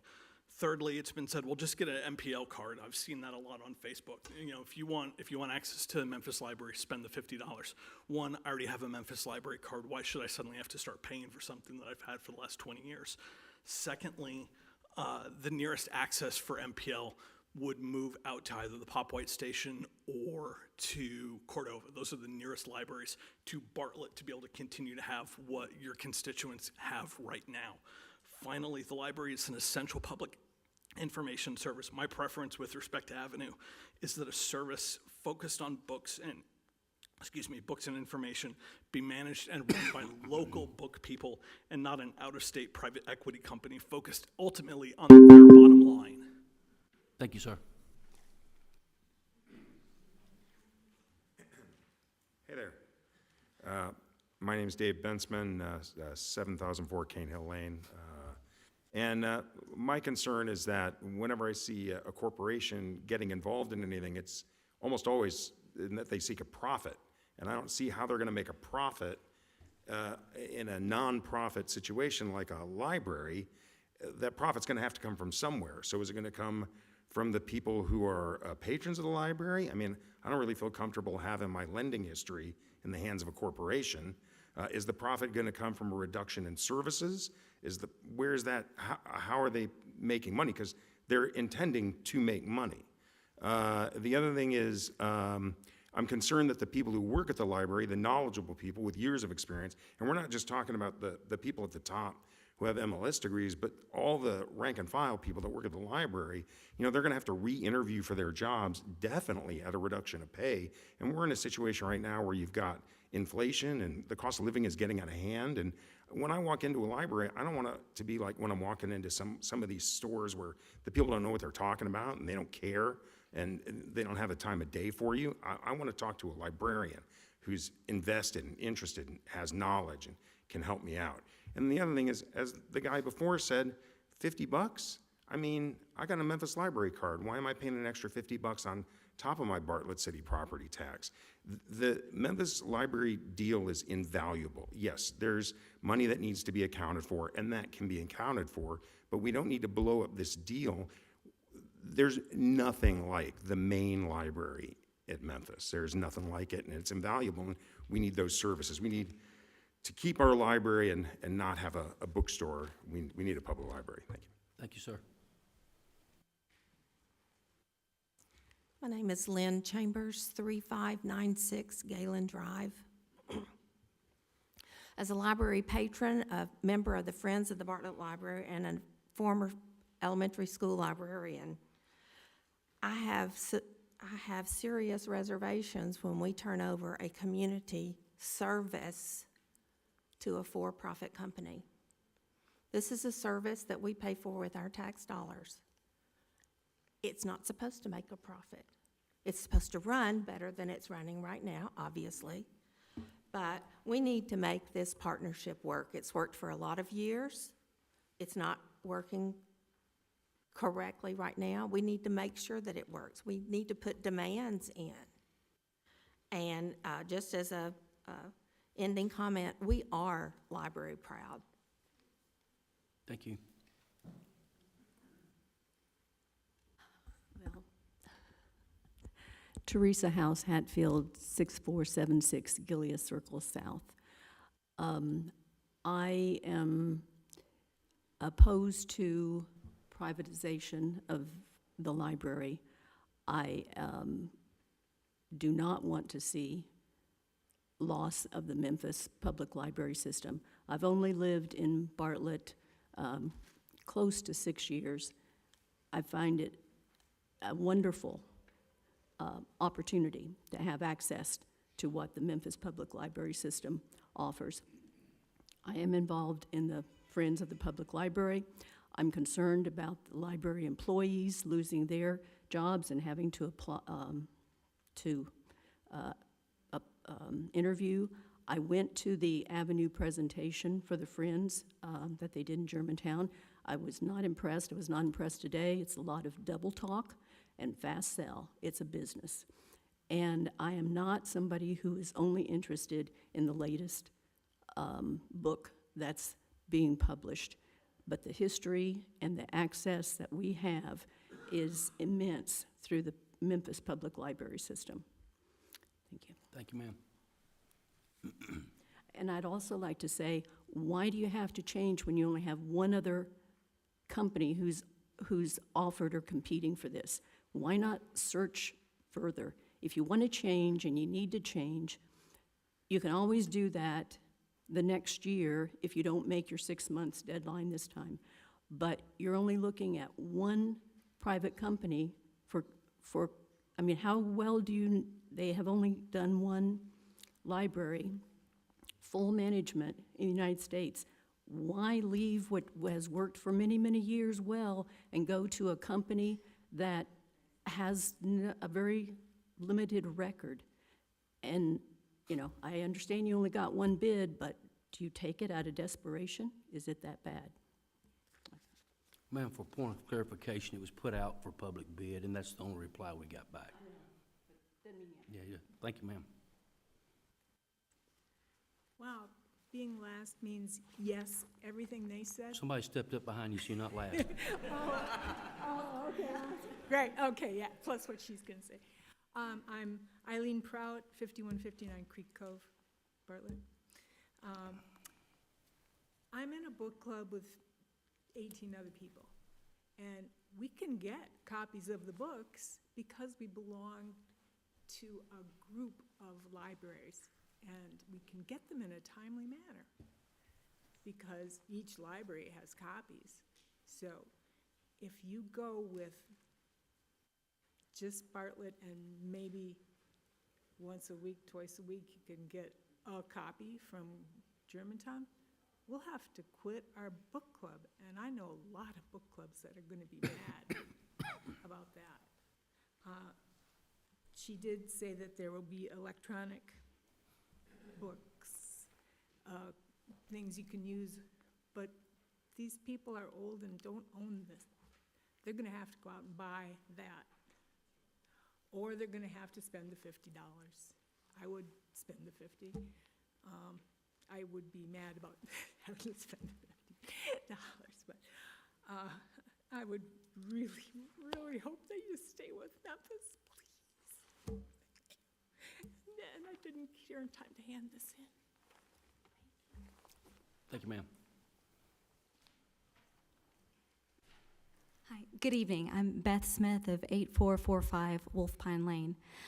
I'm a proud citizen of Bartlett. I've lived here for about 8 years, and I value Bartlett for two reasons. One, I value Bartlett for what it offers as a smaller and standalone community. And Alderman Reeves, you mentioned our public schools, which are one of the most valuable assets we have in our community. The other reason I value living in Bartlett is the selection to have the access and the high quality and some of those things, but also the access to the larger Memphis community. For example, you know, if we think about the Memphis Zoo or the Orpheum, I'm a mother of 3 children. I'm able to offer my children a wide breadth of experience by their living in Bartlett and yet having access to the larger Memphis community for some of those services and those things that I truly value for them. And what we would lose for my family is the ability to access those other locations. You know, yes, sometimes it's inconvenient if you're going for a loan, but you know, last week I had to run down to Cordova and run some errands, and it was freezing. So we went to the park for 15 minutes till the library opened up. We went to the Cordova branch, and we will make a day sometimes of going down to Benjamin Hooks, which for the children's section is an experience in itself. You know, with the Magnetile House, and I don't know if it's supposed to be the Lorax, but it looks like it. So for my family, we have access to a large number of current, in particular, books for young people at Bartlett. When you're searching, a lot of the more in-demand books you have more copies at Bartlett than at other branches, but we have the option for our family to become not only citizens of Bartlett, but also part of the larger Memphis community. And we have a choice about that. With Shelby County Schools, you went to these schools run by Shelby County because you lived in Bartlett. I have a choice about where I drive this Saturday versus next Saturday in a way I didn't with the schools. So for that reason, I think that this is a situation in which the citizens of Bartlett benefit from being a larger part of the Memphis community instead of only here in the wonderful and vital community that we have here in Bartlett. Thank you, ma'am. Stephanie McGee, 3527 Ripple Chase Drive. I think you guys have been looking at this just from the board's point of view and not the citizens' point of view. It's very valid that you haven't got calls back, that you've had issues. But if what the Memphis Library said was correct, you haven't also looked at the contract in 20 years. So maybe there's some renegotiating there. You should get calls back, and we should have things in circulation. But what you're asking the citizens is to lose a 90% of circulation and pay $50 a year. I don't want to do that. That sucks. So yeah, I think we should stay with Memphis system. There are issues. They're here now. We should definitely work with them. But from a citizen's point of view, you're asking us to lose a lot and spend more money. I don't think you guys wouldn't do that if that was a deal presented to the city. If we were talking about where we should live, would I want 1/10 of the services and pay more money, or 10 times the services and pay less money? It's sort of like, do I want to live in Bartlett or Memphis? I picked Bartlett, sort of. So yeah, I just think maybe look at this from a citizen's point of view. You're asking us to give up a lot and pay more, which is not really on brand for the city of Bartlett. Thank you. Thank you. Hello, I'm Jeff Berry. I live at 6313 Constance Avenue in Bartlett. I've lived in Bartlett, owned a house in Bartlett for the last 32 years. I've lived in Shelby County for my entire life, for 57 years. And of the last 50 years, I've had one of these. This is my Memphis and Shelby County Public Library card. I don't want to put the hands of our public library into a private corporation. I don't want to give up access to the 1.5 million resources at the Memphis Public Library and not be able to go to the Benjamin Hooks Library or the Cordova Library without laying down money that for the last 50 years of my life have been at my disposal as a citizen of Shelby County. And I have a vested interest in this. I have a 1.5-year-old grandson who is a citizen of Bartlett. So it doesn't just affect us, it affects future generations. As one of the previous speakers said, going to the children's section at Benjamin Hooks is an experience that I hope each of you have experienced with your children or grandchildren. We won't have access to that anymore, at least not to check out books without buying a $50 card. And I just hate to see us give up the benefit of what we've had for so many years. I know there's problems with the Memphis system. I hope they can be worked out. I hope we can stay within the system rather than turn it over to a corporation that's currently running one library. I think we could do better to run it ourselves. Thank you. Thank you. Seeing no one else coming forward at this time, anybody that would wish to speak in opposition to continuing the Memphis Library Agreement, please come to the microphone and state your name and address at this time.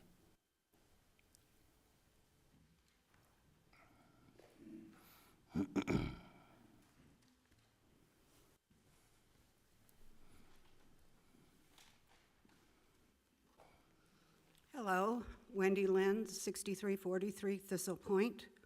That was the hardest part of tonight, remembering my address. I've heard a lot of talk tonight about the big collection, and Memphis does have a large collection.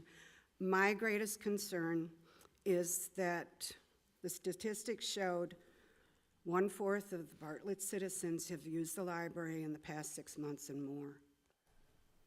Another concern I had was with some of the other statistics from Avenue relating to library usage. Bartlett ranked lower than the nation, lower than the state, lower than Memphis, lower than Germantown, lower than Collierville. That's appalling. Someone tonight mentioned that Bartlett is a reading community. I believe at one time that was true. Collierville, I know, manages its own library system, but Collierville and Germantown had very high test scores on their estate achievement tests. They have high library usage. I see a correlation there. Again, Bartlett's scores were not where they should have been. I'm concerned about the literate behavior of our community. I am in favor of going with Avenue because I think they bring a lot of energy. I think they bring a voice to Bartlett. That is what I saw when I toured Germantown. I've been a Bartlett resident for over 30 years, and I am a doctor of reading education, so it's a passion of mine. I live it, I breathe it, and that's what I want for others. And I ask you please to be good stewards of the taxpayer dollar and do what is right for Bartlett. Thank you. Thank you, ma'am.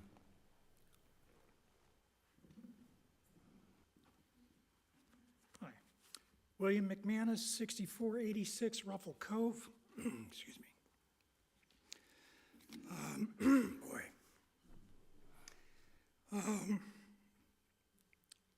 I want to correct the impression that I'm for or against the privatization. I'm actually agnostic, so I didn't know what line to stand in. But I contacted some folks at the Germantown Library and some other folks here about the advantages, and I have basically the same concerns. The amount of selections, the kids' selections and activities for them. Interlibrary loan, one of those people who ordered rare or reference books, probably one of the minorities, so I may have to cough up for that $50, but it seems to me that Avenue could offer what you're looking for. But I have a couple concerns before I could throw in my complete support. One, the business of having one bidder in today's day and age, I don't think that's acceptable. You may have published it, but my understanding is published in pretty rare or small circulations. If you know there are other options, I would suggest contacting the other known competitor or competitors and see if they're interested. If you have a no, then that's your answer, and that's fine. But again, I'm getting the sense that there's another option about privatization using our own personnel. I didn't really hear much about that. Does it have to go to a private corporation? I'm not so sure about that. And lastly, if you are going to outsource, I think the business of making the staff, or not making a whole lot of money, re-interview for what they're making, I think that's unconscionable. Make the contract, accept the staff, at least for a certain period of time. They can fire them at will someday, that's fine. You can't force them to keep somebody forever, I understand, but these people are working people. Can't do that. I think that's it. Thank you. We now move to the public hearing portion for Avenue. Anybody wishing to speak in favor for Avenue, please come to the microphone and state your name. I made it. Hi, my name is Kathy Plumley Herbert. I live at 4224 Larkhill Cove in Bartlett. It'll be 19 years coming up in February. I love Bartlett.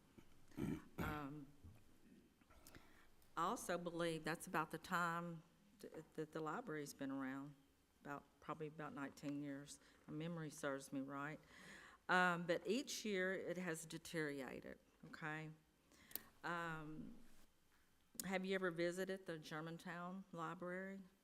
The only thing that's missing there is a Starbucks and a fireplace. I mean, it's a place of gathering, not just checking out books. My kids went to that library. They're grown now. I have a lot of good memories there, checking out books, spending time with them, the little reading groups that the kids went to and such. I think if we aim high, the Bartlett Library could be a top-notch library. I really do. Their programs incorporate other areas of the city, such as Astrology Club, the Garden Club, to just name a few of them. In the last meeting with the public library, advised that they hired a consultant to correct the problems. Let me make it very clear that the consultant was hired to fix the issue that the Memphis Library is dealing with initially, but you know, that didn't work. They also have missed multiple meetings and did not have an answer, only that the consultant was hired. Collierville, Germantown, Millington, Arlington, each have their own library. We are the only suburb that has not left the library system. We have Great Bartlett Schools, Bartlett Police Department, the parks, just to name a few. It is time that we had our own Bartlett Library, I believe. So that's just what I wanted to say. Thank you. Thank you. Anybody else wish to come forward? Okay, we will adjourn the public hearing on the managed services for public library. Madam Clerk, will you read item number 7 into the record, please? Managed services for the Bartlett Recreation Center. Thank you, Madam Clerk. Before the opening of the public hearing, I'd ask Mr. Paul Wright and Michael Goldberg to come forward and make a few comments on behalf of the Parks and Recreation. Good evening, Mayor and Board. Thank you for your time this evening. Bartlett Recreation Center has been in existence since the year 2000, so we are now moving into our 24th year of operation. Unfortunately, we have had more years than not where we have not met the expenses that we have incurred. We have had increased competition over the years. That's been one of the bigger challenges. When we first built the facility back in August of 2000 when it opened, we were pretty much the only game in town. Now we have within a stone's throw of a 3 to 5 mile radius about 16 direct competitors, whether that's a boutique style club or it's an Esporta, Planet Fitness, things of that nature. So there is increased competition. We've not been as agile as we have needed to be to respond to that. Historically, we've operated the facility more so as an amenity versus a for-profit or a health club type model. Those are two very different parameters. So that is another obstacle that we have been working through and talking through. What are things that we can do differently? And then lastly, of course, it goes without saying that obviously we're coming out of a pandemic within the past 3 years. If you look at the bar graph there to the right, that shows just historic data for the U.S. fitness club industry as a whole. And you can see that that bar graph has been extremely depressed since the COVID pandemic with minimal movement upwards. And the same can be true in terms of the data that you see in terms of the revenue versus expenses. We have incurred an average of around $300,000 to $400,000 in a loss since 2019. If you look back at that data even prior to 2019, for the better part of the decade of the 2010s, we also operated at a loss of around $200,000 on average. Some years upwards of $250,000, some years slightly above $100,000. But we have historically operated as a loss. Those are things that we want to do differently. So we've spent a significant amount of time over the past several months. What can we do to address those obstacles? What can we do differently in order to move that to becoming a revenue neutral facility? It's not something that we've taken lightly. We've really put a lot of thought and effort into that. There's really kind of a three-legged stool that is required in order for us to move into a revenue neutral situation. First and foremost is membership retention. Paul, could I Yes, interrupt just a second? Ma'am, could you go back to the previous screen? Yes, sir. Could you give an explanation for FY24? Certainly, yes. So before moving into how do we address it, so currently we're at a loss of $320,000 to date in this year's fiscal year. If you project that out through the end of this fiscal year, it's going to be somewhere in the neighborhood of $450,000 to $500,000. Part of that is we had a significant capital expense. We had to replace our HVAC units in the gymnasium to the tune of around $200,000. So that's a big piece of that pie. And all of the numbers that you see in those columns there on the FY19 forward do include capital expenses. But that is obviously an expense of operating and running a facility like the Bartlett Recreation Center. So right now we're on trend for about a $450,000 to $500,000 loss. Thank you. Yes, sir. So what are we going to do to address that? So again, it's pretty much a three-legged stool that it needs to stand on. Number one, first and foremost, is retaining the memberships that you have there. It is much less expensive to retain those who are already doing business with you than it is to go out and try and find new ones. Currently, we have approximately 2,600 memberships at the rec center.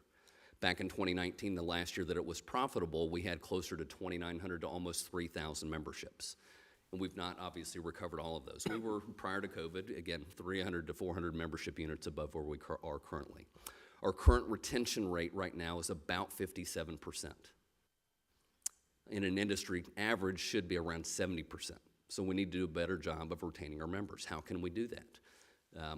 Several ways that we can do that. Number one is we look to the existing members to help us recruit additional members. So do we have referral programs that we could put in place? Those are things that we have not done previously. Again, we've operated more as an amenity versus a traditional health club type model. So referral programs incentivize the existing membership to bring their friends, their family members, their neighbors to the facility. That would help boost retention because you see more familiar faces there with you, so you want to continue to go on. You've got a workout partner that's going to help keep you accountable. You're going to tend to utilize the membership. Excuse me. Running various membership promotions throughout the year involving limited time opportunities, whether there's discounted rates or you add bonus months to that if they sign for a full year term.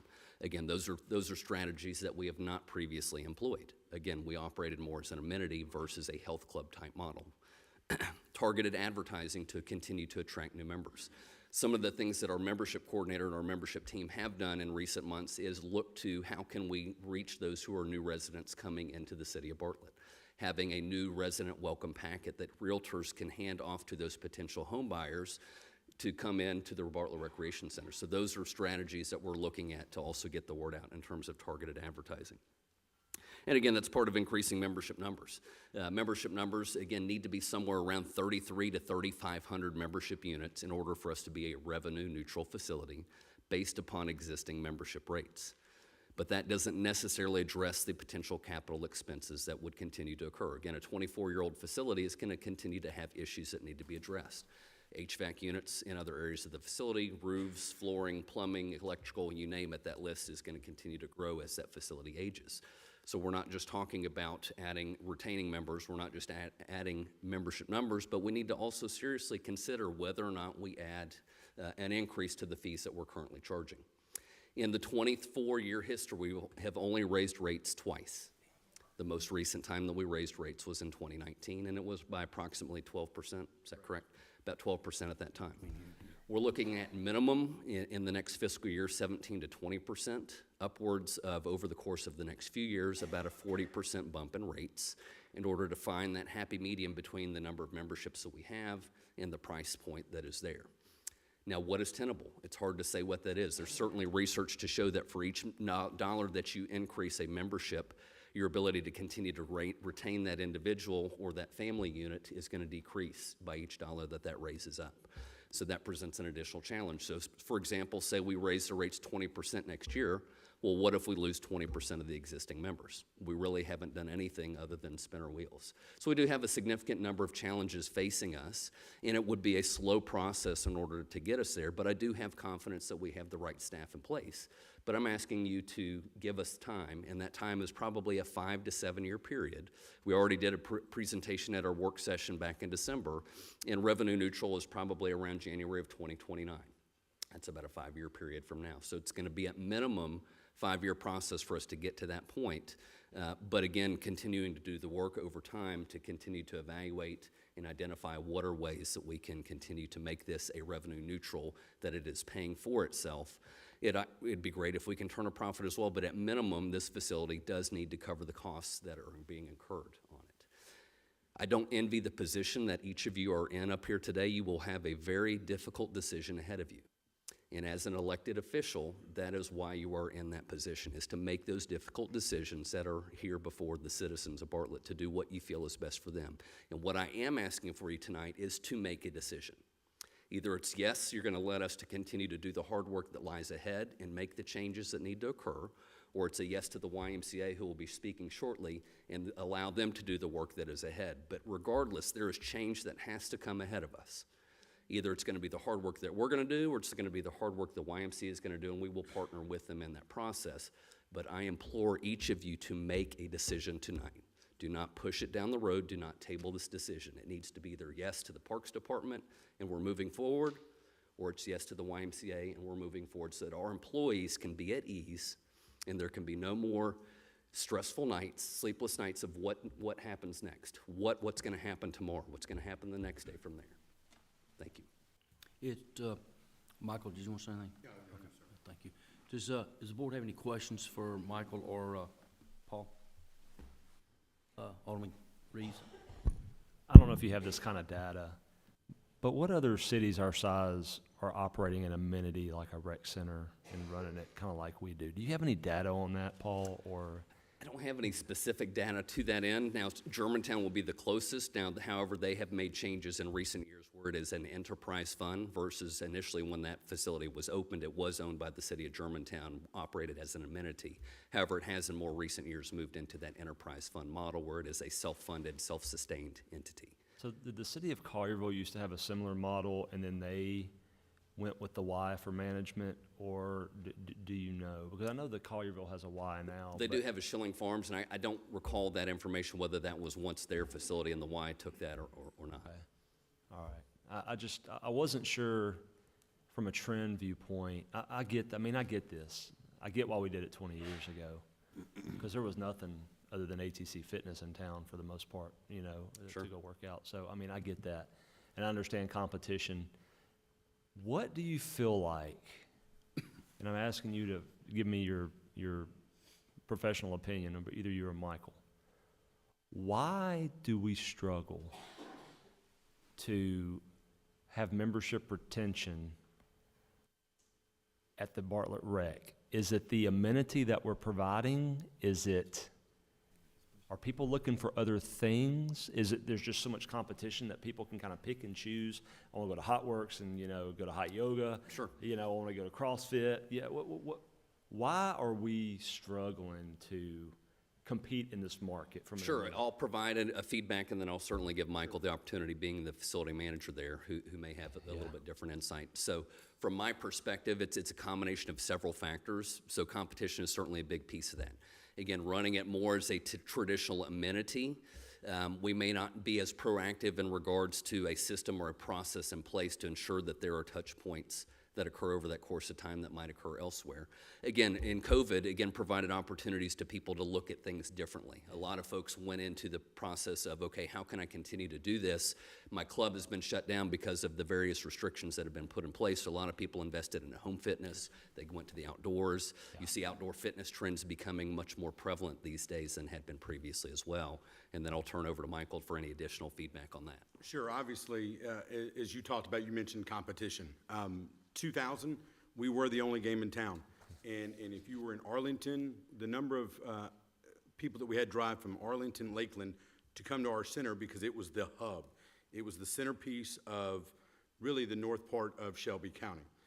What happened obviously over time and over what we've seen over the last 24 years is that now Lakeland is moving forward, and they have some options coming with the YMCA.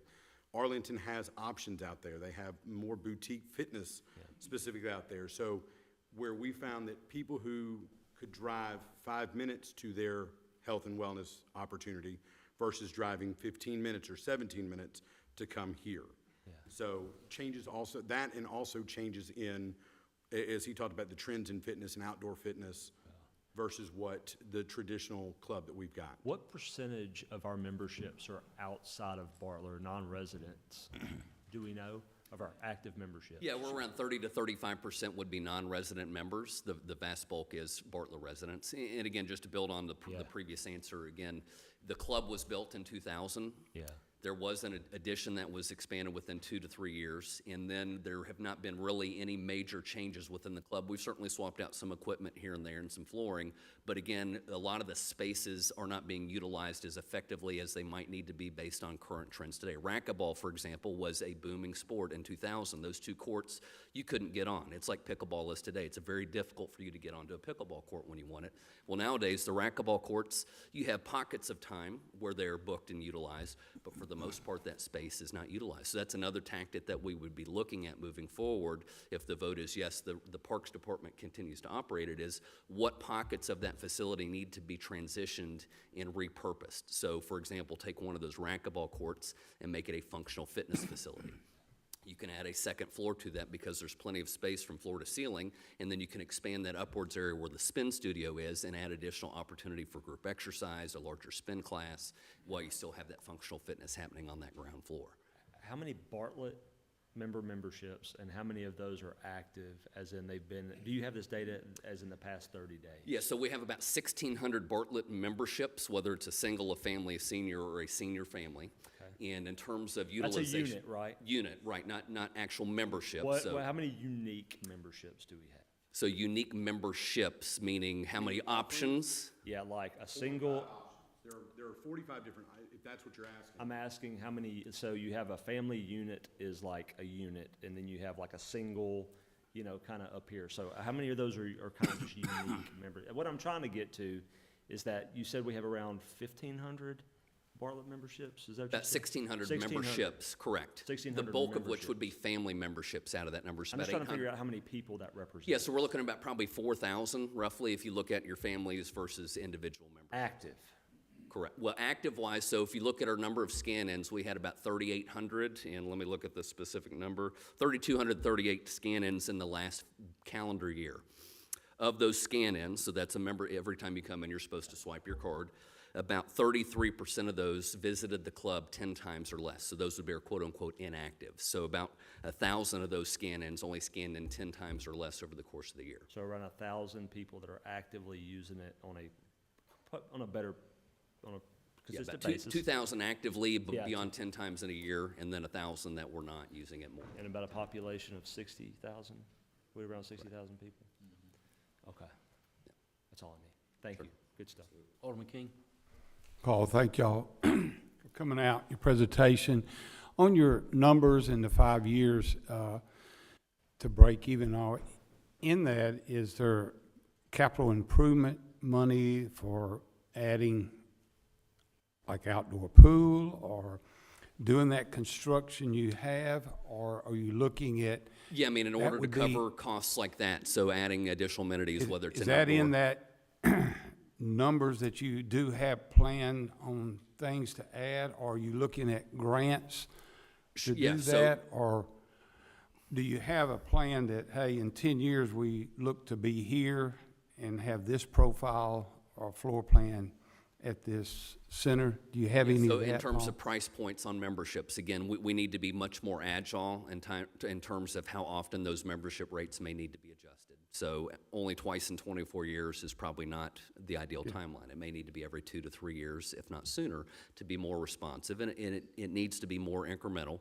Now, it's finding that sweet spot between what is the cost for the membership, how many memberships do we have overall, and trying to balance all those out. Again, as I mentioned earlier, for each dollar that you're raising it up, you're also going to see a certain percentage that may not want to be retained the next time that membership is up for a renewal.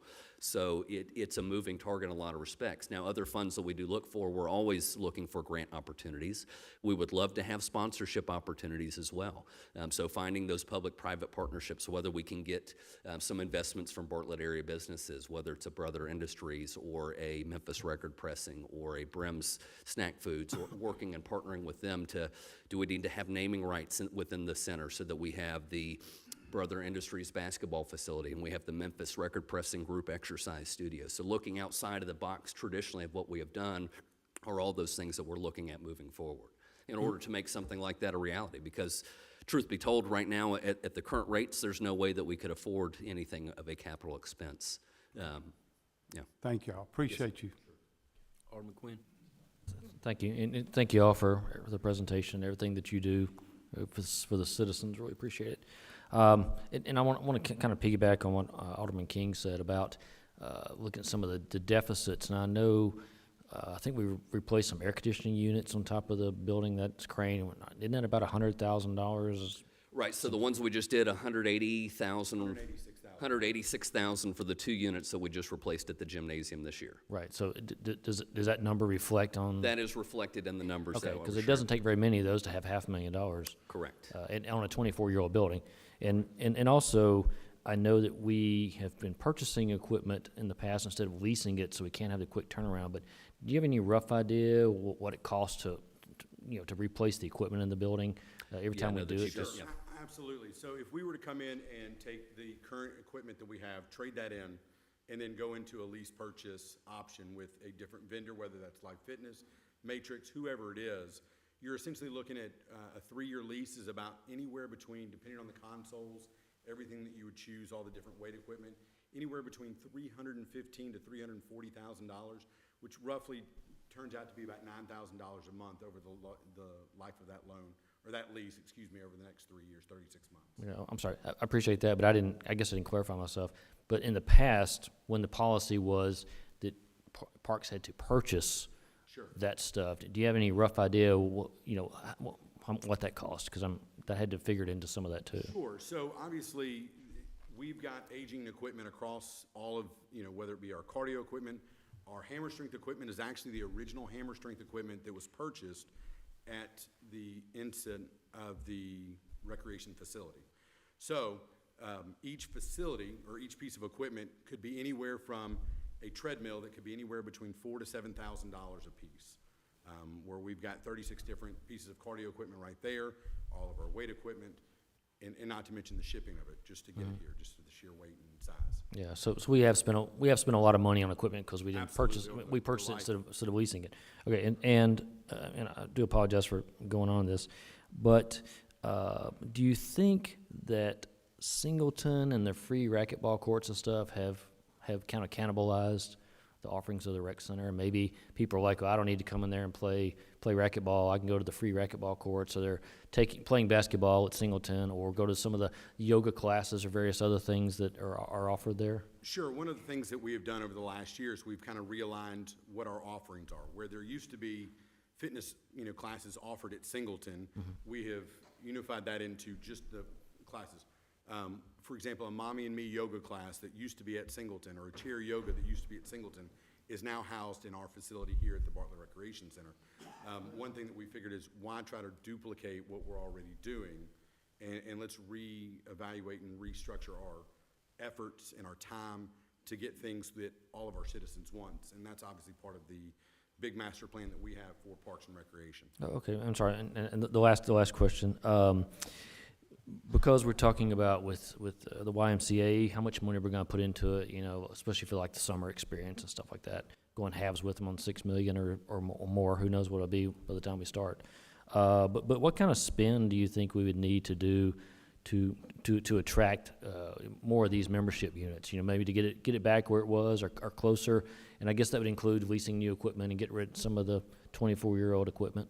Sure. I think that any time that you do, and I think the YMCA would talk about it as well, any time that you get to redo your facilities, and that's new flooring, new equipment, new paint, anything that you can do that shows people, whether that is your current membership and in part of retention, that you're investing into that facility. An HVAC unit that we spent $186,000 feels great in the gym, and they love that, but it's not new and shiny. They don't see that. They don't climb up on the roof and see those improvements, right? All we see is what's in the facility itself. So I think that's obviously a big portion of it, is to have new and leased equipment.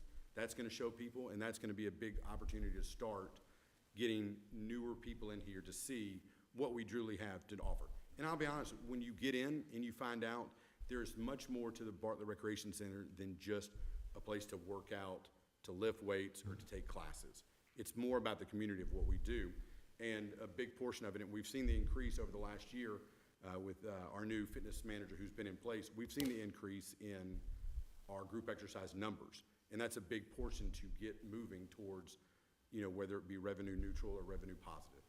Okay, I guess my point, and I'm sorry I won't belabor No, sure. the point, but I'm just saying is, if we made the investment ourselves to take the plan that y'all are working on and see, I just didn't know if you have a rough idea, because we have an idea how much a summer experience would cost, and that's something I think is a great idea, or at least an outdoor pool that people are always calling for. So you think with the same amount of money, we could make a difference?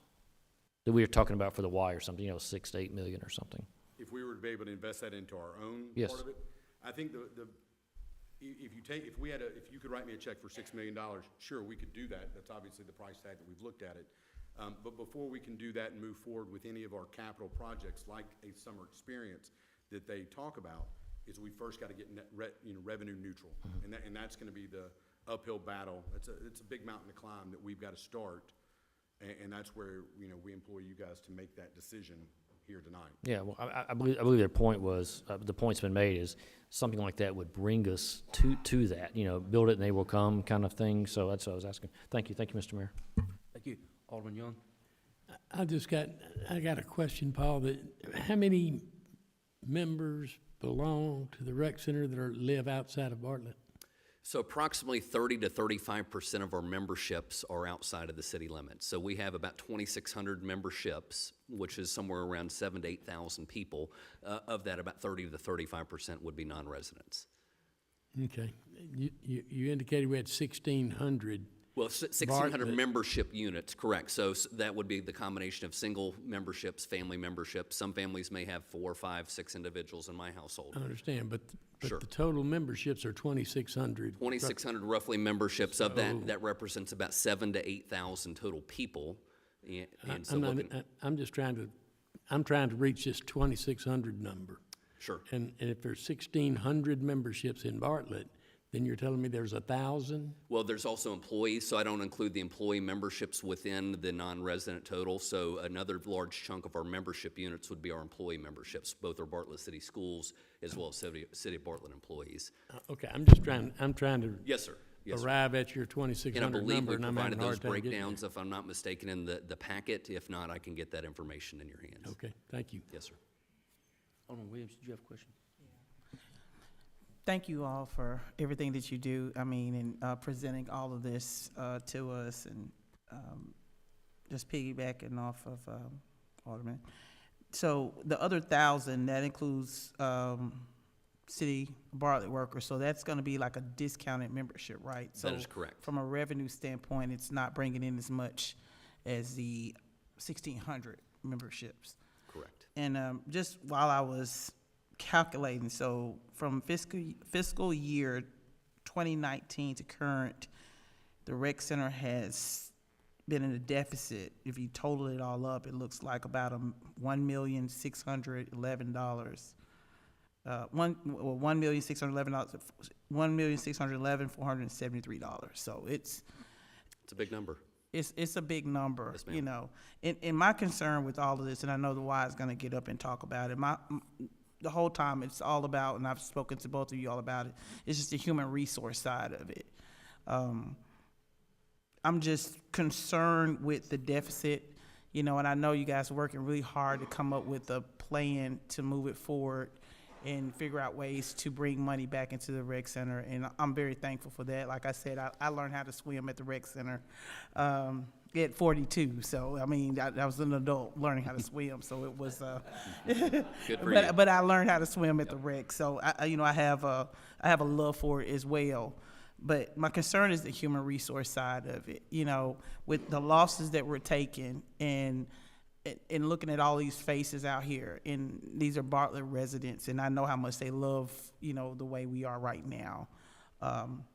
I just don't see, from a business standpoint, how do we continue on, in this deficit and then trying to do new things to try to bring the money in, because in that, we're still going to be taking a loss while that's going on. So I just kind of wanted to go on record and say, I thank you guys for the plan, and I'm just concerned about the people and being able to sustain employment. My thing is, as an older woman, is that I couldn't sleep at night if I knew people were not having to lay people off, or as we talked about in these last sessions, having positions open for over, I don't know how long was the position, over a year, because we haven't been able to fill it, and someone having to operate in two or three positions, one person carrying that, and that's just not really a good work-life balance either for them, you know. But I just wanted to put that on record and say I really appreciate all the hard work you guys are doing to try to make this thing work. I'm just concerned about the people, you know. Anyone else? Thank y'all. This time, we'd like to bring the YMCA staff up.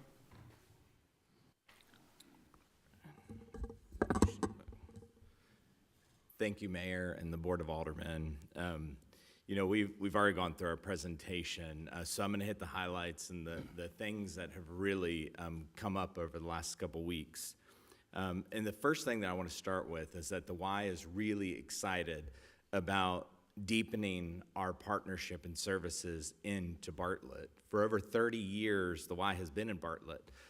We are in the schools, we are partnering with churches, and we're providing meals to kids, and we're serving residents through programs and services.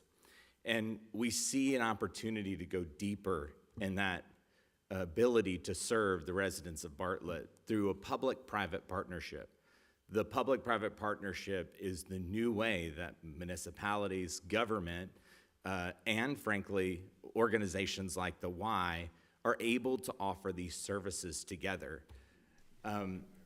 They're not being built independently across the country right now. We understand that the power of the two organizations together can really yield strong outcomes for the people that use them, the residents in this case of Bartlett.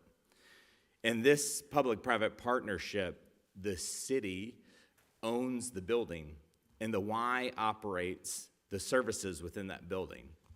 Now, the building's important because the building are just walls, and one of the things that we are committed to and that we've said all along is that a YMCA is made of the people that are within those walls, the people within those community, the family that is formed there.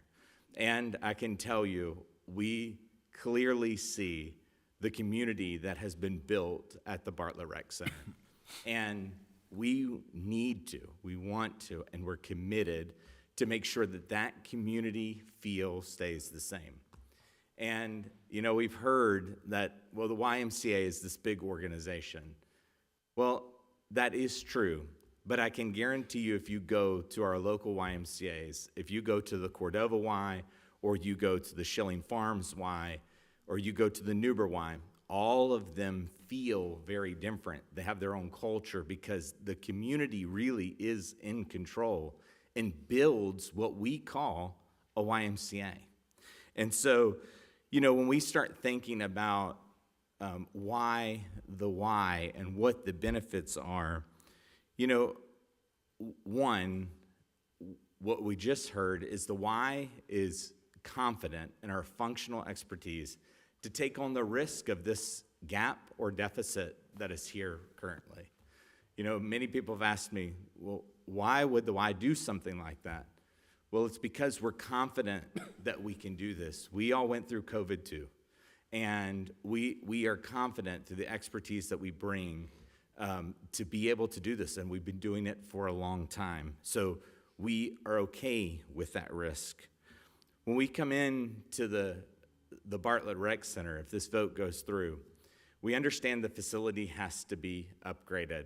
We understand that there has to be an investment in the equipment, in things that I just heard about yesterday about starting blocks because they haven't been able to host swim meets there.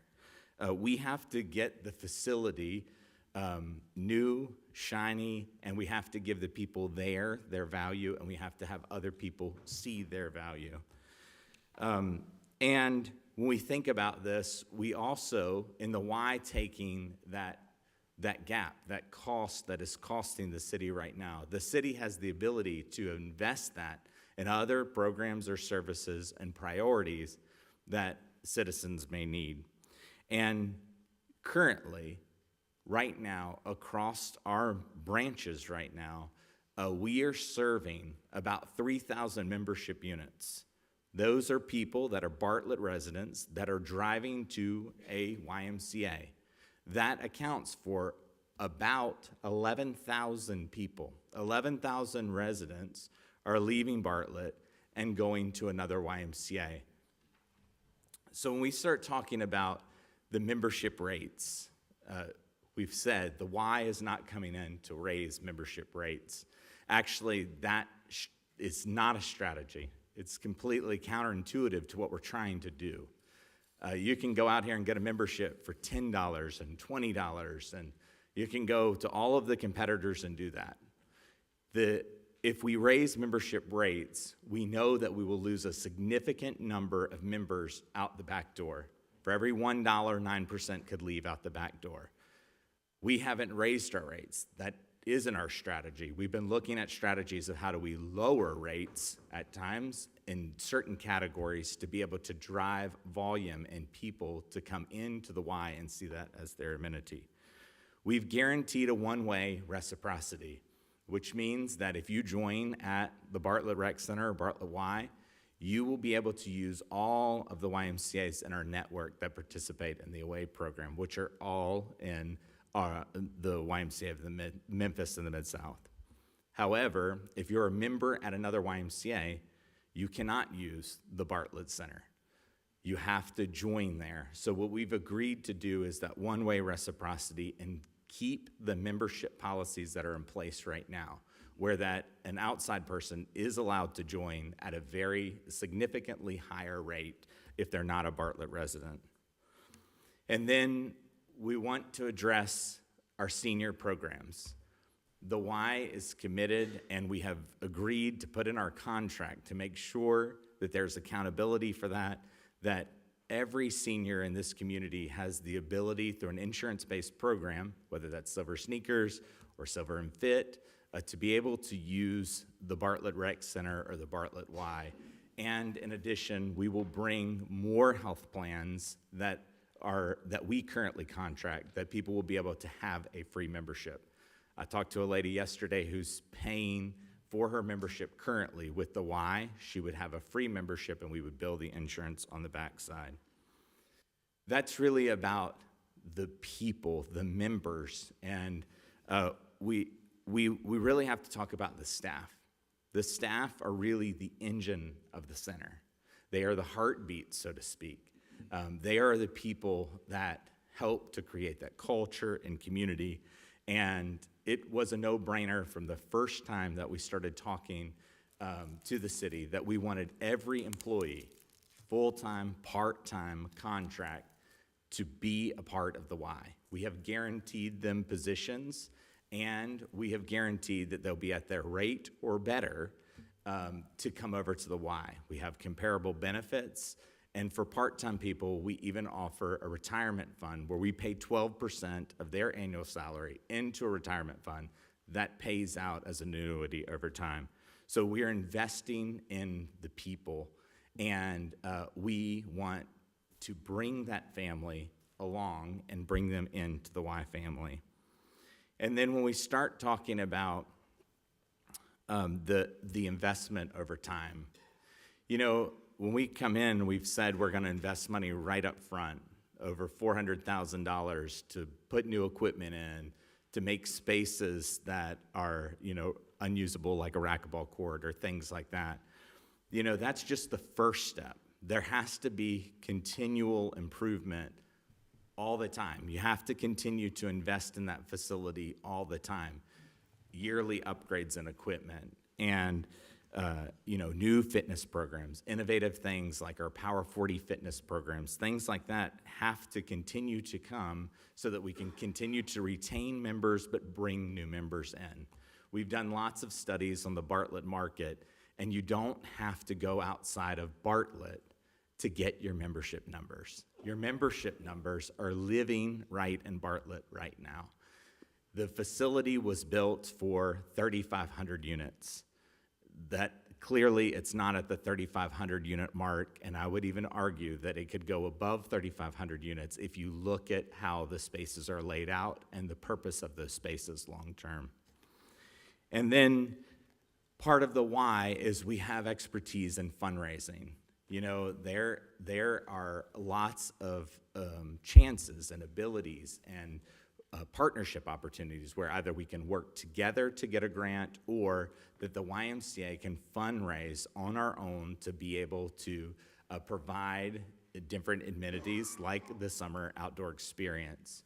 So we've said, you know, the Y is committed to putting $3 million in. We think the project's going to be about $6 million. But what if we fundraise that? What if we fundraise that and we don't put any money in? It's no taxpayer monies, but it's a taxpayer amenity that they can use as part of the rec center.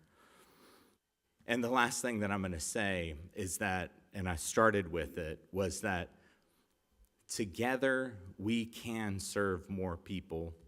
We can do more together, and we are confident that a year later, 2 years later, 3 years later, we'll still have the same feel, the same culture, but we'll have a product where the people in Bartlett are talking about they want to be there because that is the hub of this community. Thank you. Open the floor up for any questions, Alderman Reeves. Thank you, and appreciate the presentation. One of the big things, and I'd like you to address this because I think this is a concern of citizens, and I don't know how we overcome it, but the Y, or the YMCA, kind of has a negative connotation associated with it. And from what I hear from a lot of the people in the community is, that's an inner city gym. We don't see that in other places, you know, and it's going to degrade, you know, our gym. How do you address that? And don't get me wrong, I've went out and looked at where you have locations. You got them in Brentwood, Franklin, you got them in Knoxville, Clarksville, you got them in Collierville, you got them in Germantown, you got them down. I mean, they're in affluent communities. Lakeland's putting one in Lakeland as well. Yeah. And so how do you address that? Because that is one of the biggest complaints that I hear from citizens here is that that's just an inner city organization. Talk about that a little bit. Well, I kind of started with it is that every Y really looks like the community and the people that make that Y, right? And so every Y looks really different, which is the blessing and the curse of the Y brand, right? Is that, you know, you can go to Schilling Farms and have one culture, one feel. You can go to another community and have another feel. What we're committed to is making sure that we invest the money that's in that community into that facility to continue to keep that facility,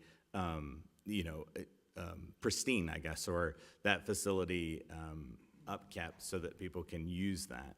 And so, the one thing I also will address is that we've put a couple things in place. One is that YMCAs do operate independently and locally. We have a local board of directors that everybody thinks that we're connected to the Chicago office. We're not.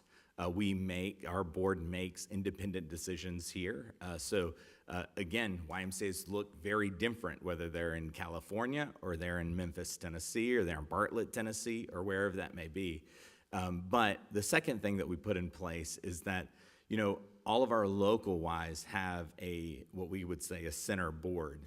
In this case, it's a very unique board that we've put together where that it is an advisory board, so to speak, that will help to essentially guide decision-making. And as the mayor has said, it's really a three-legged stool. It's the city, the Y, and the advisory board that all hold us accountable to the, what we've said and the expectations of the residents. Yeah, I appreciate that. I mean, that's just through some of the emails that I got, and I know maybe a difficult conversation to have, but that's on people's minds. So the real goal is for the Ys to really represent the community that they're serving, right? And obviously every location has its own DNA, its own culture, just in general, of people, different types of people, and that's fine, right? But my wife, one of the first things she was like, why? I mean, and if you think about the YMCA song, think about the Village People and things like that, but the reality is we've been to a bunch of Ys, they've been fantastic experiences. So I think, to some degree there's a little bias when it comes against the Y, but So I just wanted you to kind of address that, and I think you did. The other thing that I'm really interested in as it pertains to the why, and this is going to be more of a statement, we built an asset and didn't invest in it. And the question is, are we going to ever invest in it? When we have roads that need to be paved, we have benefits that need to be enhanced in this city, we have all these other things that we have to pay for. Yet we have an asset that we don't put money and invest into, but it needs to be an asset for the city. What makes the most sense, right? Are we ever going to do that without touching people's tax rate? And I know a lot of people don't want that to happen. So this is a unique opportunity to allow someone who knows how to do this work to invest in it and make it a community asset while we continue to work on the foundational components of the city and what needs to be fixed, like road paving. Like police officer and first responder benefits and city benefits. Remember those that we cut a few years back? We're doing this on the back of benefits, right? I mean, so those are the types of things that we have to answer, the questions that we have to answer as a board, and we have to look at it holistically for the city in the future. And so that's the reason why I appreciate you coming. I appreciate what this looks like for the city. I know it's going to be really, really tough. But we have tough choices that we have to face right now. Sales tax coming in light. You know, guys, we have a lot of tough decisions to make. So thank you so much. Great presentation, and we'll see what we see. Thank you. Alderman King, before you, Alderman King, for you, I've noticed a couple of you fanning. Is everybody comfortable? Are you warm or? So. The consensus is you're all hot. Okay. Ted or John, could y'all take care of that for us? Thank you.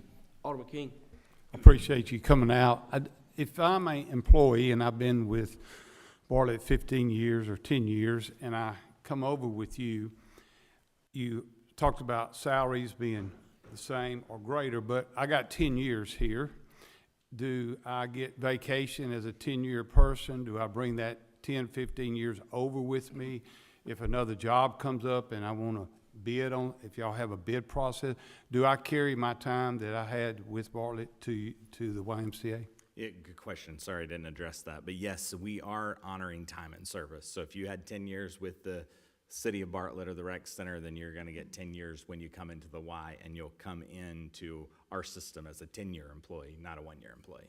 All right, one other question. That you're matching the pay, and you're offering a pension with a 12% match or greater. Are part-time eligible for health insurance? Part-time benefits, there are some health insurance benefits that they are eligible for, not the same as a full-time benefit, though. Okay. And there's several factors that go into that, but yeah. Okay.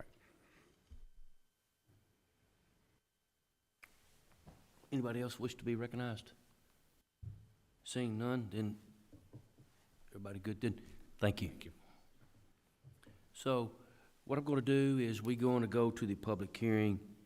If you're in opposition of entering a contract with the YMCA, please come to the microphone and state your name and address at this time.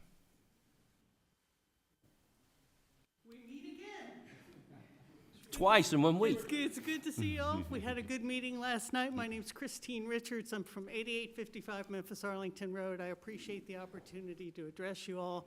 I appreciate the time you took last night. I really appreciate the slides from the Parks and Recreation folks, because none of that was in the material. We just got that today. Well, I really appreciate it. It sets the record straight. We have a problem, and you guys are in a tough spot. And I presume good intentions, just like the chaplain started this meeting. But the bottom line is we have a huge asset, a building and a facility and a community around it. And the reason why the Y is interested in us is we have that nice facility. Now, Lakeland doesn't have a facility. They don't want to have to buy one.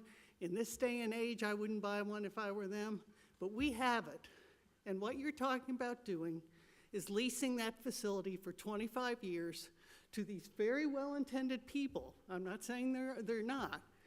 And there's really very little control over it locally.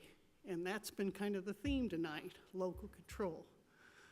I am concerned. I read the contract last night. There are some things that got left out. I'm sure I can talk to you about them afterwards. But these things happen when they get put together. But a couple things. First of all, this is going to be the Bartlett YMCA. That's going to be the name. It's in the contract. And even though it's set up so that people will be told they can't come here unless they join here, they're going to come. And especially if this goes forward with the summer outdoor experience, you're going to have a lot of people who are going to want to come here. And I hope you're thinking about what the cost of that's going to be to keep them from coming here and how viable it is in the long run to maintain that policy. Because I don't think it is. I think you'll end up backing off of it. They are committed to not raising rates for 1 year. But I would just point out to you, we have the room to raise rates without going with the Y. Germantown Athletic Club, this is just for example, their fee for 2 seniors is $799 a year. Ours is $409. There is room to increase revenue here. I could answer your question, Alderman Reeves, real easily, because why we don't have more people staying and coming back, we don't even call. My membership lapsed. It had lapsed for 60 days. They have my email, they have my phone number. Nobody ever called. So I think there's a lot that the Parks and Recreation people should be allowed to do. They can boost the membership. I think we should go in that direction. Now, you know, like I said, everybody's got good intentions. Nobody's trying to do anything untoward here. But I really do think this is something we need to keep local control over. Thank you. Linda Booth, 5701 Sleepy Woods Cove. Yes, we meet again. You're the CEO. You're retiring from your company. New CEO comes in. A competitor calls you and says, I'm your competitor, but I have some ideas on how you can make your company better. You listen to them. You think, okay, well, maybe I can discuss it with somebody. So you talk to your chief of staff. Well, okay, well, let's listen to them a little bit more. You go to one of your department heads and say, what do you think about this idea? So let's figure out what the contract, what the terms would be like. Now remember, you're a private company. You make all these decisions. You don't have to let the public know. You people work for us. This is not a private company. You're forgetting, you forgot about us, the constituents who put you in your position. Just like the lady said with the library, you're forgetting about the people that live in this community. This feels very underhanded, under the table, wrong. You need to let the public know what you have in mind. You just need to let us know. I've been fired from a job right after we had one of the best years for my position that the company had had. It feels like crap to think you have done a really good job. There might have been some problems, but to be fired and say, you're unhappy. That's not right. That's not the way Bartlett has worked in the past. We don't have to do every single thing the same, but you 6, 7, 8 people need to remember who put you in those chairs and talk with us. Let us know what you have in mind. Thank you. Thank you, ma'am. Anyone else that wish to come forward to speak against it or a reason why we should stay with the existing system, please come forward now.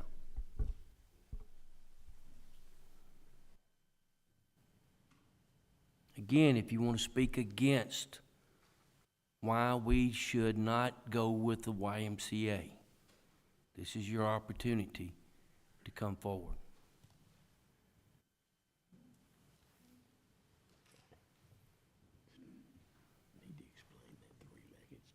Yeah, Dave Bensman again. 25-year lease, leasing out that facility for 25 years seems to be kind of like a... Could you please state your address for the record? Yeah, 7004 Kane Hill Lane. I mean, it just seems kind of like losing a lot of control for a really long time. I mean, I could be dead in 25 years, but still leasing this to somebody else. I just think it's a really bad idea to lose that much control. Thanks. Thank you, sir. Yes, sir.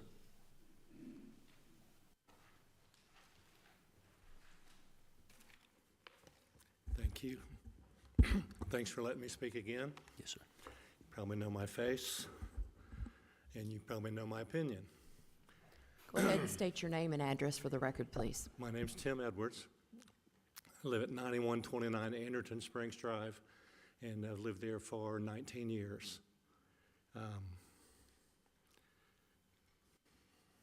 All of a sudden, we're going to wake up and we're going to treat the Bartlett Rec Center like it's a business, and you haven't raised the rates. You raised them twice. I know you're not a business. I understand that. We elected you. I got it. But all of a sudden, now, we're going to run the business from a balance sheet and an income statement rather than from a community service type statement. You raised the rates twice in 25 years. This is not a business, okay? Please. Why am I against this? Look at these people. You're going against the will of the people. We elected you. You have the right to do whatever you want to do. We elected you, and I guess we can unelect you. I don't know. Do we want to, I mean, we have to decide, do we want to look like Cordova? Do we want to look like Germantown? Do we want to look like Collierville? If the Y wants to put a facility in Bartlett, build one. I'm sure you'll help them. We have land that we can do that. Why let them come in and steal our baby? Throw out the bathwater, throw out the bad things, but don't let them come in and do this. This is not a good decision.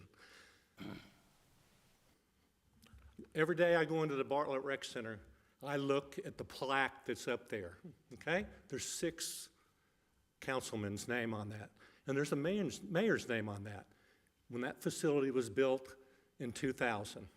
And you know what? It's a great blessing to go there. It's a great blessing to go there. They left a legacy. I don't know what their other legacy was, but I'm thankful that I see that every time I go in there. My question to each one of you, yeah, we've got to do the roads. I got it. We've got other things that we've got to do. But my question to each one of you is, what legacy do you want to live?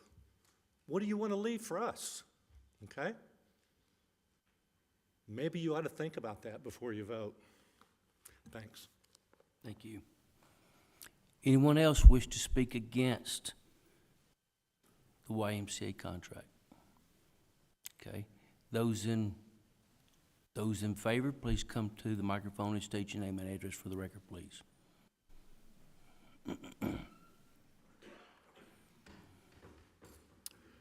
Mayor and Board of Aldermen, thank you for this opportunity. Kerry Vaughn, I'm the CEO of Love Worth Finding Ministries at 2941 Cape Bond here in Bartlett, Tennessee.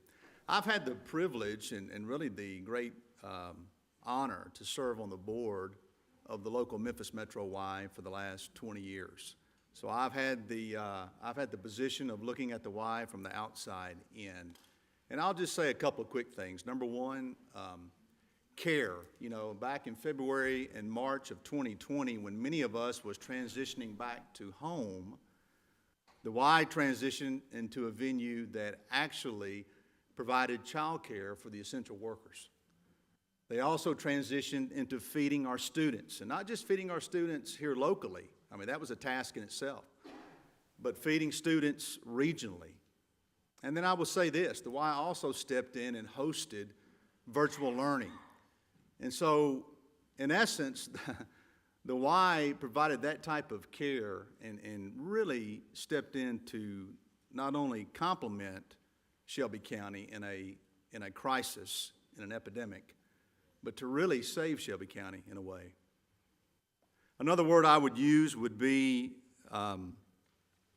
credibility. When you look at the YMCA cut the first ribbon on the Fogelman YMCA that backs up to the Redbird Stadium in 1890. President Taft was here for that ribbon-cutting ceremony. The YMCA is a household name. David, you're correct, it is. But I think with that comes a lot of potential progress, a lot of effectiveness in these communities. When you go from Trenton, Tennessee, all the way down to Oxford, Mississippi, and around the Memphis metro area, and we've named them, Millington, Cordova, the Newber Y, the Schilling Y, DeSoto County, Olive Branch, that type of credibility, I think, shines through. And not just for virtual learning and the feeding program and child care, but things like youth programs, sports, fitness, aquatics. They do all of that and more at a standard of excellence. And so when you partner with the Y, I wouldn't say turn control over, but when you partner with the YMCA, you're getting that standard of excellence in Bartlett as well.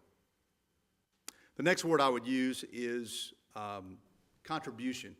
I think if you went to any one of those communities that were named, from Trenton to Oxford, all around Memphis Metro, to Millington, Tennessee, the Y that I go to, when you look at every one of those rural areas, every one of those communities would say that the partnership with the Y has been fruitful, and they have been a contributor, not a consumer.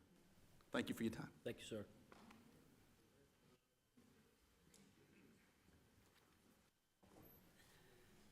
My name is Forrestine London, and this is my husband, J.T. London.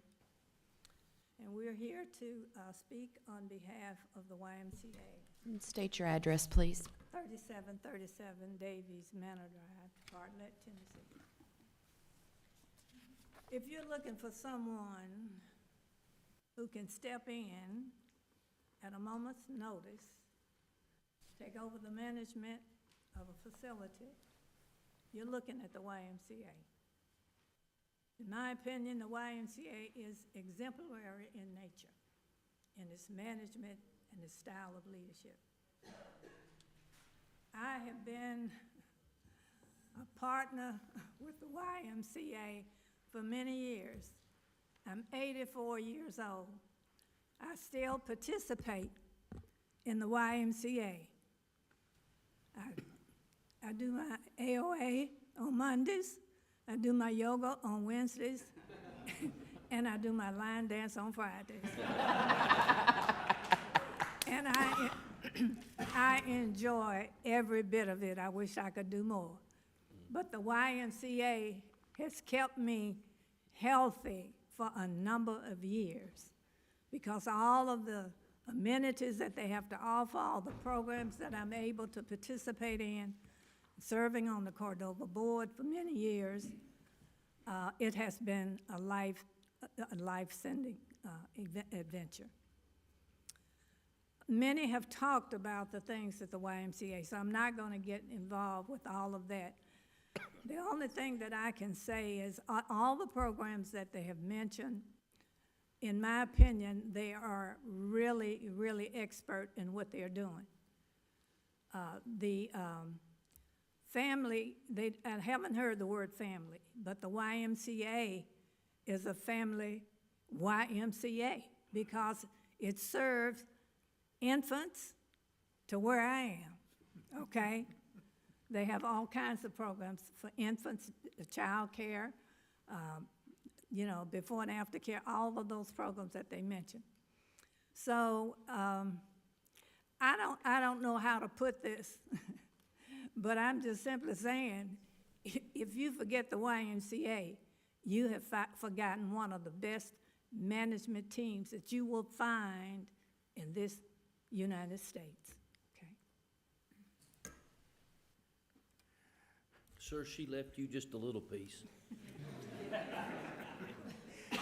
I'm a little older than she is, maybe.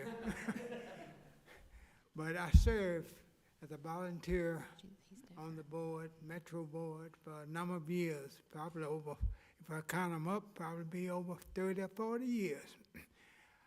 The Y actually is responsible for my kids saving one of their friends while they were in college because they had taken lifeguard.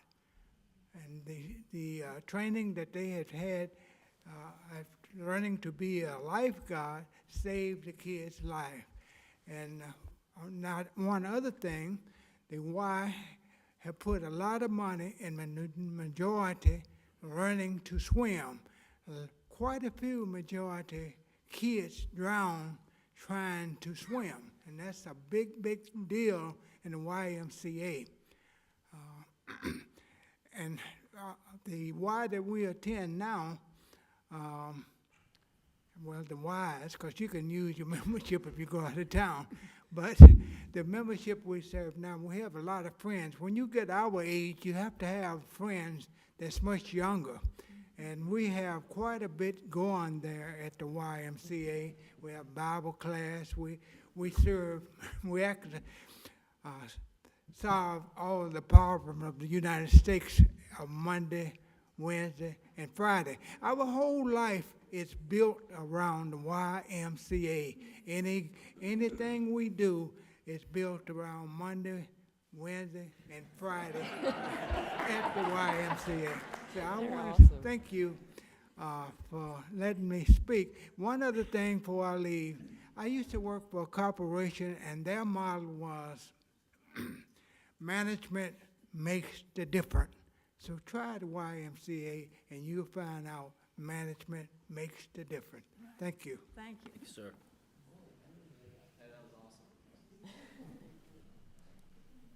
Good evening. Good evening.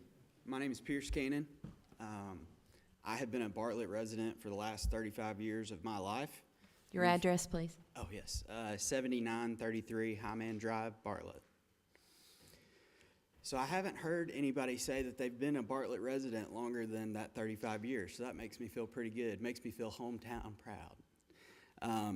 But what I wanted to say is the first job that I ever had was at the Bartlett Rec Center. I was a lifeguard, and I did that, and then I got my water safety instructor certification, and I taught, I don't know, maybe 50 or 60 kids a summer. I've always wanted more for the rec center. As long as I've been a member, which is close to 20 years, I've always wanted more for it. And I really do look at this opportunity with the Y as a partnership. I really believe wholeheartedly that that's what it would be. I look at the amenities, the outdoor experience, the pool. It seems like I've been hearing about a pool being built at the rec center ever since I was a lifeguard. Some of you know what I'm talking about.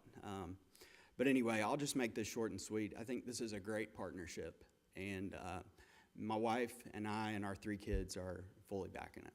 So thank you. Thank you. I'm Kathy Bickers at 6453 Baird Lane. I've been a resident for, I think, 36 years. So I have adult children and grandchildren who reside in Bartlett. So I am very in favor of the Y coming in and making the Bartlett Rec Center better. And it's a good partnership, and with the facilities being upgraded and especially getting rid of this debt of losing money. I think the money could be better spent on other things. So I am in favor. Thank you. Thank you. Good evening again. Beth Smith, 8445 Wolf Pine Lane. So I have just a very short anecdote of the care the Y has taken of my family in the context of before-school Y care at our elementary school.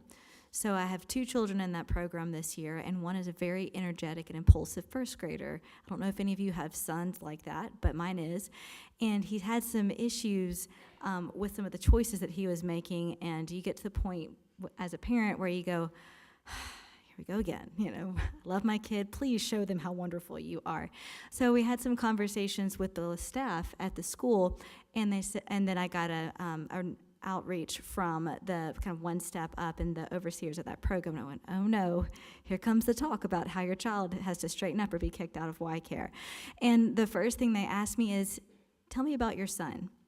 Tell me what he's like. Tell me some of the things that you know about him that might give us ideas about ways that we can serve him. Here are some ways that we can increase our communication with you and to kind of help support him from both sides. And that was not exactly the approach that I was expecting at that one, but I appreciated it so much. And so that's an incident of the Y taking very specific care of my family. And if this partnership means they'll do the same for Bartlett, it'd be a very good thing for other families in Bartlett too. Thank you. Nick Brimhall, 9221 Hillman Way, and I wanted to state for the record real quick that Mr. Cannon back there, when he stated and he bragged about his lifeguard abilities, the first time I attempted to swim laps at the rec center, I may have overestimated my abilities. I had to pause briefly on the lane rope. He blew the whistle and laughed at me and told me I couldn't do that. So I just needed to get that out there. I feel a lot better now. I just want to say that my wife, 4 kids, and myself are members of the Bartlett Rec Center and probably use it more than most. We average using the rec center more than 5 times a week. We really enjoy using the rec center. We also enjoy living in Bartlett. It's a well-run city. Thank you for running the city in a way that prioritizes paying bills and avoiding unnecessary deficits. I've lived in another city that is not well-run. It didn't seem to be concerned with limiting deficits or paying bills, and then all of a sudden, important things that Bartlett residents take for granted start to suffer. Trash doesn't get picked up on time, utility and transportation infrastructure maintenance falls behind, and first responders don't get paid what they were promised. Those failures all have bad consequences. Those things are more important than a rec center, and I love the rec center. Thank you for working on a plan that addresses, both. It takes care of the important things, but then also has a plan for residents to have a gym and a pool for exercise and social activities. It's become clear after finding out how much money the rec center has been losing that something's going to have to change in order for it to stay functional. And so I realize that if changing it to the YMCA, there will be probably changes that happen at the rec center, obviously, but that doesn't necessarily mean there'll be bad changes. I've been to other YMCAs, spoken with their leadership and the members. The members seem to really like it. Their facilities are nice, seems to be well run. So I don't think Bartlett residents would be worse off. Thank you. My name is Shirley Jackson, 6127 York Hill Drive, Bartlett. I'm also a member of the Bartlett School Board. I appreciate the way this board is trying to delegate the tax dollars that you have to work with. When I come to you in the future and say, we've got to build a new school, I don't want you to have to say, well, we don't have the money to do that. I think this is one way that you can invest that money and keep some of that money, tax dollars, into other things that Bartlett needs, not just roads, police officers, pay, benefits, all of those kinds of things we struggle to fund, schools being one of them. So I do appreciate your efforts in that area, and I do support the YMCA. Thank you, Ms. Jackson.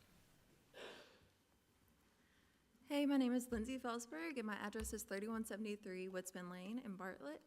I heard some concerns about employee experience with the Y, and I wanted to speak of my experience with the Y. So I started at the Y 7 years ago. I was in nursing school, and I only wanted a job just to get me through. So I started off as a summer camp counselor, making $8.50 an hour, and I had a supervisor at the time that saw a passion in me and saw potential, so she poured in. I took a year off from school because I was questioning what I wanted to do with my life and what I wanted to do, whether it was nursing or something else. And I ended up going back to school, and I now have a bachelor's in education focused in nonprofit work and youth services. I was part-time as a director of Y Play, which is my current position, for 2 years, and over a year ago I was promoted to full-time. I now have the privilege of serving 11 different communities and 80 team members, and we serve 3,600 unique kiddos in all communities. So for me, I know the way that I am with my team, I pour into them and I see growth potential in them, and I know that if the Bartlett REC became the Bartlett Y, they would have that same opportunity. We would take on their employees and also invest growth into them as well. That has been my experience with the Y. Thank you. Thank you. Hi, my name is Samantha Lee. I live at 3919 Black Walnut Drive. And as a parent and as a team member of the Y, it gave my daughter experience to learn how to swim, as well as being a site director at Rivercrest Elementary School. We grew more of a connection. And I believe this partnership will help as well as being as a camp counselor, being with the Y for 4 years. I've seen a lot of kiddos swimming, and they learn how to swim, and they go right back at it. And I believe this will be perfect for us since we have a camp in Bartlett. It'll be easier for us to take them to this site easy, and gives like a whole community builder. Thank you. Thank you.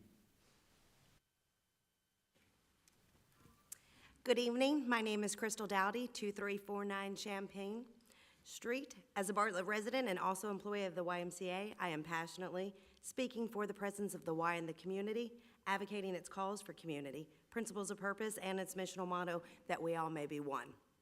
Let me just say, I am for Bartlett. I'm a hometown gal. I was in your CERT programs. I was in the training at the police academy, putting pictures on the wall. I was friends of the library before we moved from that location. 18 years ago, I bought a house in Bartlett where I raised my 2 children. I take advantage of our beautiful parks, and we are at every festival. I am your girl at the movies in the park with my kiddos on a blanket, first to raise my hand in enthusiasm of our law enforcement, reminding all, you don't mess with Bartlett. Personally, except for when looking at the gym membership, I am also that girl that took my money and commitment out of the city limits and into the Y membership because of the posture of its people, the heart of its vision, and the personal touch it offered my family. They saw me as a person and not a number. I believe that everyone should be a member of the YMCA. We love it. We love it from our community exercise to the Y Play, to Aqua Fitness, which gave me confidence, strength for both the mind and the body. The Y community held my hand in personal breakthroughs, helping me grow in wholeness, healing, and self-development. I am an advocate for wellness living lifestyle because of my involvement as a member of this wonderful organization, the YMCA, and the quality of life that it breathes. I believe so heartedly in the programs, acknowledging that there is space for everyone to find their fit, a purpose for the cause of youth development, the healthy living and social responsibility, that I applied for a position in membership services. My point of view is that the YMCA these last few years has helped me into the transformation of the essence of who I was created to be. I give credit to the Y people, members of the culture of the leadership. The YMCA is absolutely encouraging me to live out loud life in my God-given design. The YMCA has taught me that all we do is fitness, whether it be in the mind, body, or spirit. We aim to train for the whole person. Yes, it's all the parts of the whole being. This is what the Y breeds, the whole fit. It's not just a gym, it's about becoming. And that's what the Y has offered to my family of 3, well-being. The Y people have become my family, my mentors, partners in the journey. We celebrate. We laugh, we cry, we cry. We do everything together. That timer went off. Let me tell you, I am now doing the train instructor. I'm going after Aqua Fitness. Everything that they did for me because they poured in me, I'm pouring back. Bartlett's mission is to be a place that offers high quality of life from childhood to retirement. Let us choose the welcoming of the YMCA in tandem with our city mission. It's a win-win to have our assets, our building, in cooperation with the additional resources that the YMCA has to offer. For the culture of the city to live in the growth That's the of timer. mindset. The timer for the public hearing is over. Thank you. Ma'am, because you was standing in the line, I'm going to let you speak. Good evening. My name is Ann Seidel, Cordova, 3816. I am a personal trainer, a yoga teacher, a group fitness instructor at both the YMCA and the Bartlett Rec Center, and that is why I'm here today. I teach a variety of classes at these facilities, but my passion is senior fitness. I love working with senior citizens, whether it's yoga, chair fitness, one-on-one personal trainings on the water. as a fitness professional, I feel that it's with the seniors that I can make the greatest impact. And healthy living is all about these building the relationships, building community, moving our bodies, and having fun. We have a lot of fun, and I love it. I teach a variety of classes, as I mentioned. I'm at more than one Y, in fact. I teach at multiple Y branches, and they are all very different. I teach at the Bartlett Rec Center, and that is unique as well, and I love it all.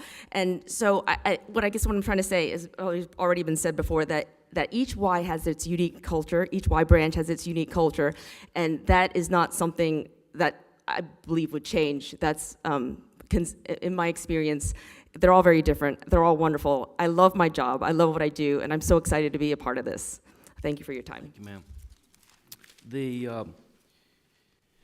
I know a lot of folks have sat here for 3 hours, and this is a public hearing. And I want to make sure that you sat here for 3 hours, and there's anything you would like to say that's on this item of the Bartlett Rec Center, I want you to come to the mic. I will still give you the opportunity to come and say and speak. Does anybody else have anything they wish to say about our current management or the YMCA? Please come to the microphone and speak at this time.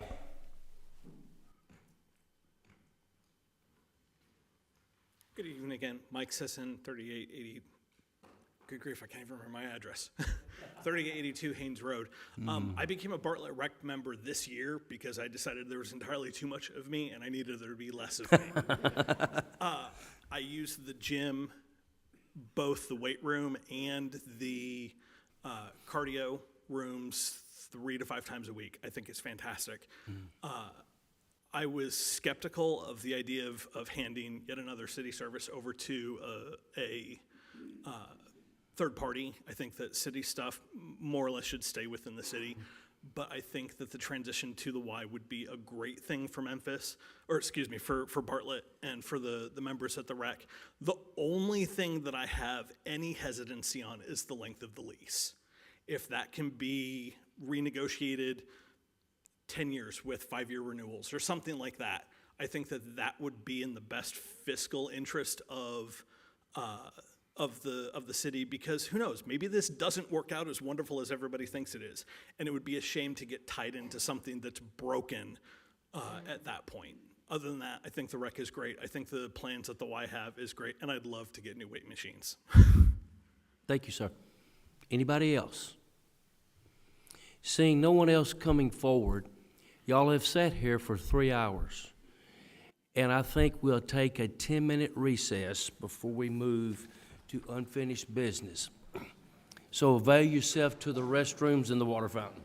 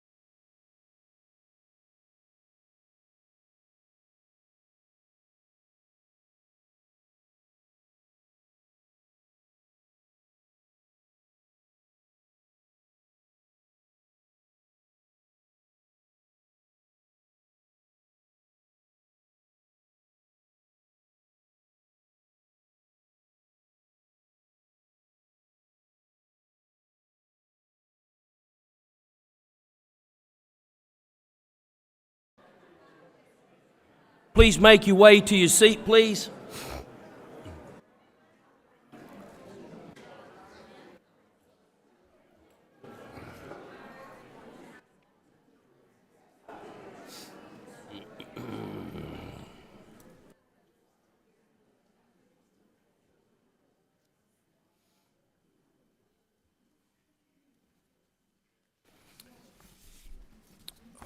Hopefully everyone feels better. We will reconvene the board meeting and move to the next item on the agenda, which is unfinished business. Madam Clerk, will you read item number 1 under unfinished business into the record, please?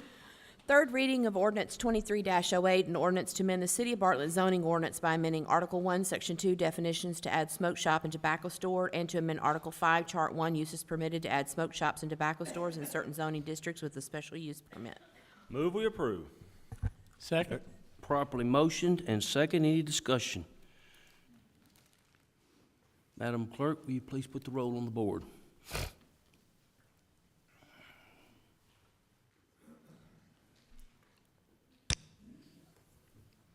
Ordinance 2308 passes unanimous. Madam Clerk, will you read item number 2 into the record, please? Third reading of ordinance 23-09, an ordinance to amend the City of Bartlett zoning ordinance by amending Article 1, Section 2 definitions to add hookah lounge and other smoking lounges, and to amend Article 5, Chart 1 uses permitted to add hookah lounges and other smoking lounges in the CH Highway Business Zoning District with a special use permit. Move we approve. Second. Been properly motioned by Alderman Reeves and second by Alderman King. Is there any discussion on item number 2? Chair hearing no discussion. Madam Clerk, will you please put the roll on? Ordinance 2309 passes unanimous. Madam Clerk, will you read item number 3 into the record, please? Third reading of ordinance 23-10, an ordinance to amend the City of Bartlett zoning ordinance by amending Article 1, Section 2 definitions to add small box retail stores, liquidation stores, and liquidation warehouse sellers, and to amend Article 5, Chart 1 uses permitted to add small box retail stores, liquidation retail stores, and liquidation warehouse sellers in certain zoning districts with a special use permit, and to add to Article 6 supplementary district regulations, Section 31 small box retail stores. Move we approve. Been properly motioned by Alderman Quinn. Second. And seconded by Vice Mayor Jack Young. Any discussion on ordinance 2310? Seeing no one wish to discuss this item, Madam Clerk, will you move it to the roll to the board, please? Ordinance 23-10 passes unanimous. Madam Clerk, will you read item number 4 into the record, please? Third reading of ordinance 23-11, an ordinance amending Title II, Chapter 6, Section 2-601, membership of the codified ordinances of the City of Bartlett, Tennessee, to be consistent with state law by permitting a person designated by the mayor to serve on the planning commission in lieu of the mayor. Move we approve. I'm sorry, I didn't hear that. Can you read that again, please, sir? So we had properly motioned by Vice Mayor Jack Young and seconded by David Reeves. Any discussion on ordinance 2311? Hearing no discussion on item 2311. Madam Clerk, will you please put Take a breath. item 2311 passes unanimous. Madam Clerk, read at whatever speed you can, item number 5. Third reading of ordinance 23-12, an ordinance to amend Title II, Chapter 5, Section 501, City Beautiful Commission of the City of Bartlett Code of Ordinances to stagger the terms of members serving on the City Beautiful Commission. Move we approve. Properly motioned by Alderman Griffin and seconded by Alderman King. Any discussion on item number 5? Hearing none, Madam Clerk, please put the roll on the board. Ordinance 2312 passes unanimous. We move into the consent agenda. Any member of the board remove any item for separate discussion. Does any member wish to remove anything from the consent agenda for separate discussion? Hearing none, Madam Clerk, will you read the consent agenda into the record, please? Item 1, special event permit for Memphis Runners Track Club Winter Off-Road Series 8K. Item 2, January 2024 Planning Commission report. Item 3, authorization to auction surplus property. Item 4, Treasurer's report for November 2023. Move we approve. Been properly motioned and second. Is any discussion on the consent agenda? If not, Madam Clerk, will you put the roll on the board, please, for us? Consent agenda is approved, unanimous. We now move to new business. Madam Clerk, will you read item number 1 into the record under new business? Contract with Avenue Insights and Analytics for managed services for the Bartlett Public Library. Move we approve. Been properly motioned, Second? been properly second. Any discussion? Yes. Yeah, I'd sorry, like, Kevin. like to make a motion to amend this to give the city, Memphis Public Libraries, 1 month from today to get us the financial information and to amend the contract we have with them to allow this to happen. Well, as far as like the extra month without giving the extra notice. Is there a second on the amendment? The amendment fails for lack of a second. Any other discussion? Madam Clerk, will you please place the roll call on the board, please? I'm sorry. Alderman Reeves has requested we do a voice roll call. So at this time, Madam Clerk, will you call the voice roll call? Yes. Alderman King? Yes. Alderman Griffin? No. Alderman Reeves? Yes. Alderman Williams? Yes. Alderman Young? Yes. Alderman Quinn? No. Contract with Avenue passes 4-2. Madam Clerk, will you read item number 2 into the record, please, under new business?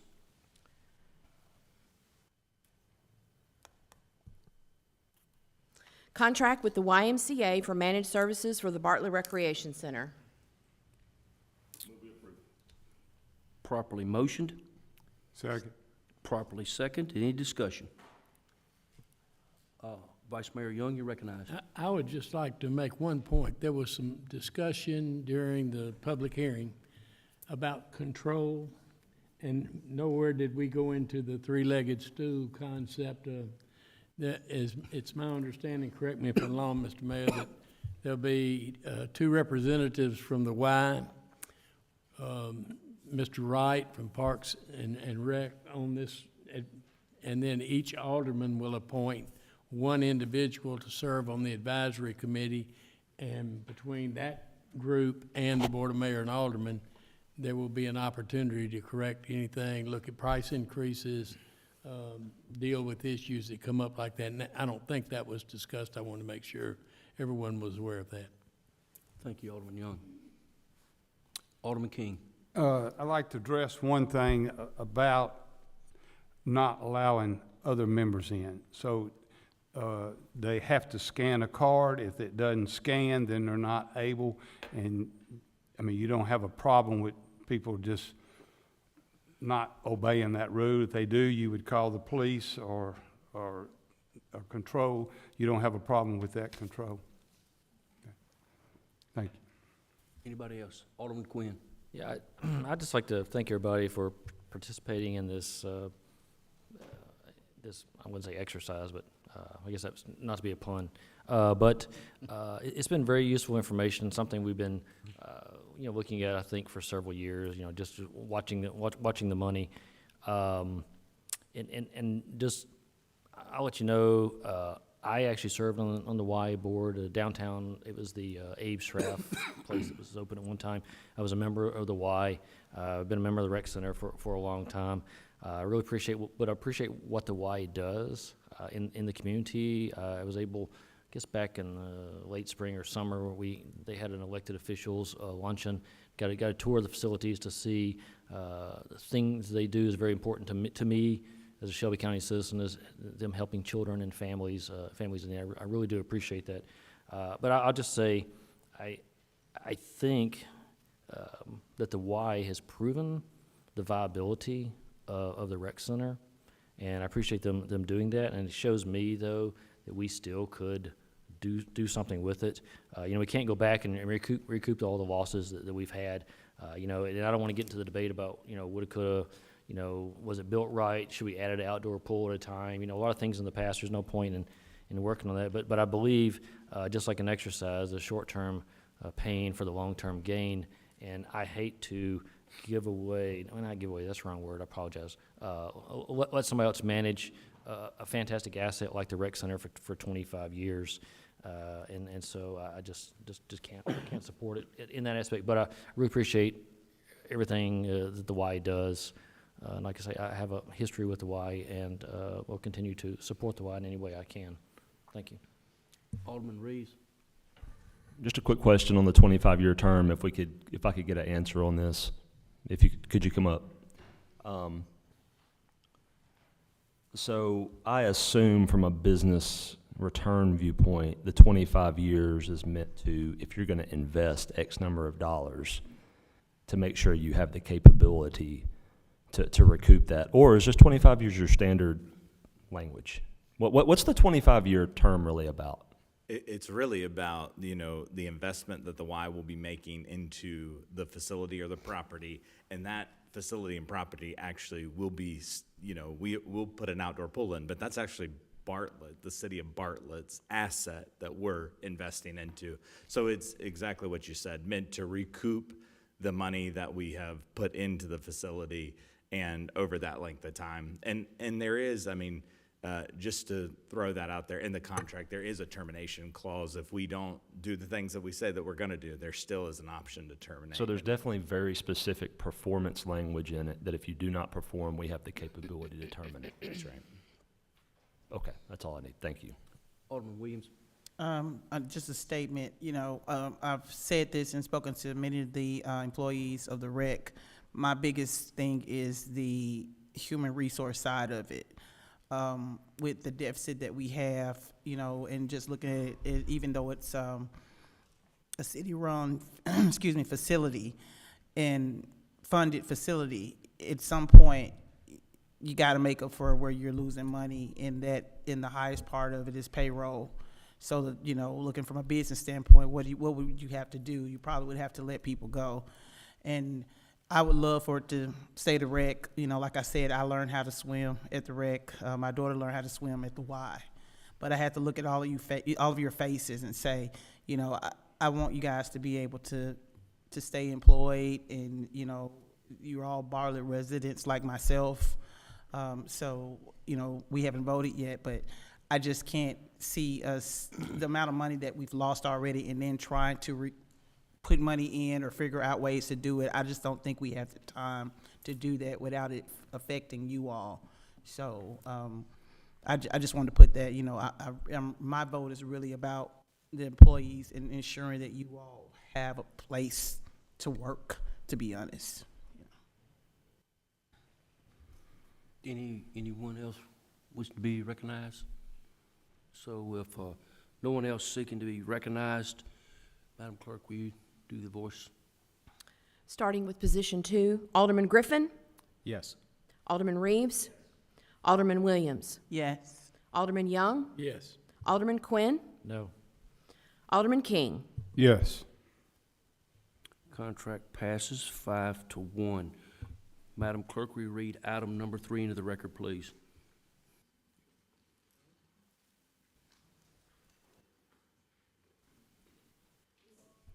These next few ones are only to set the public hearing. Set a public hearing for February 13th, 2024 for Resolution 01-24, resolution to annex the Ann Dunlap Warlick trustee of the Ann Dunlap Warlick Living Trust property known as parcel IDs D0137001114 and D0137001113 as shown on the tax map number 73 in the Shelby County Tax Assessor's Office, and being a parcel of land conveyed to the Ann Dunlap Warlick trustee of the Ann Dunlap Warlick Living Trust property by deed, recording an instrument 21094025 in the Shelby County Register of Deeds Office upon written consent of the owners, and to incorporate the same within the boundaries of the city of Bartlett of Tennessee. Second. And please set the public hearing. Been properly motioned and second. Any discussion? Madam Clerk, please put the roll on the board, please.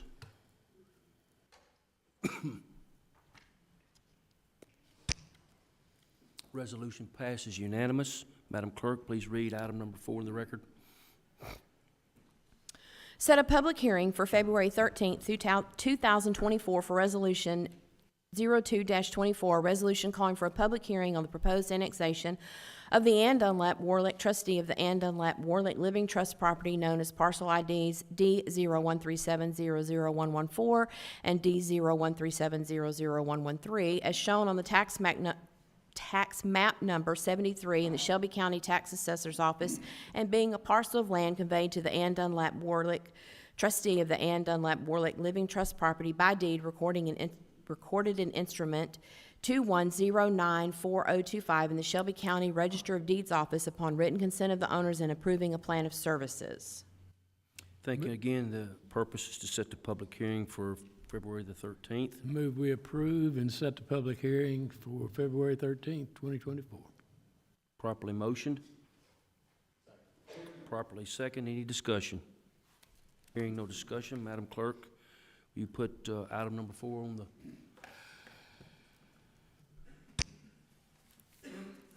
Public hearing is set and passes unanimous. Do you need to take another deep breath before we go to number 5?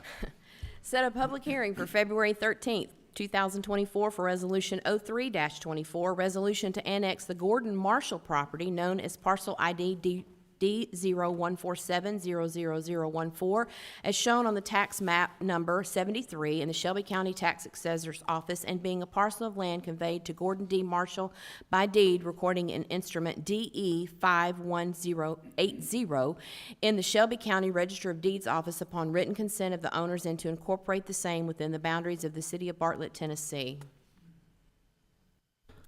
Again, the purpose is to set the public hearing for February the 13th. I move we approve and set the public hearing for February 13th. Thank you, Vice Mayor Young. Second.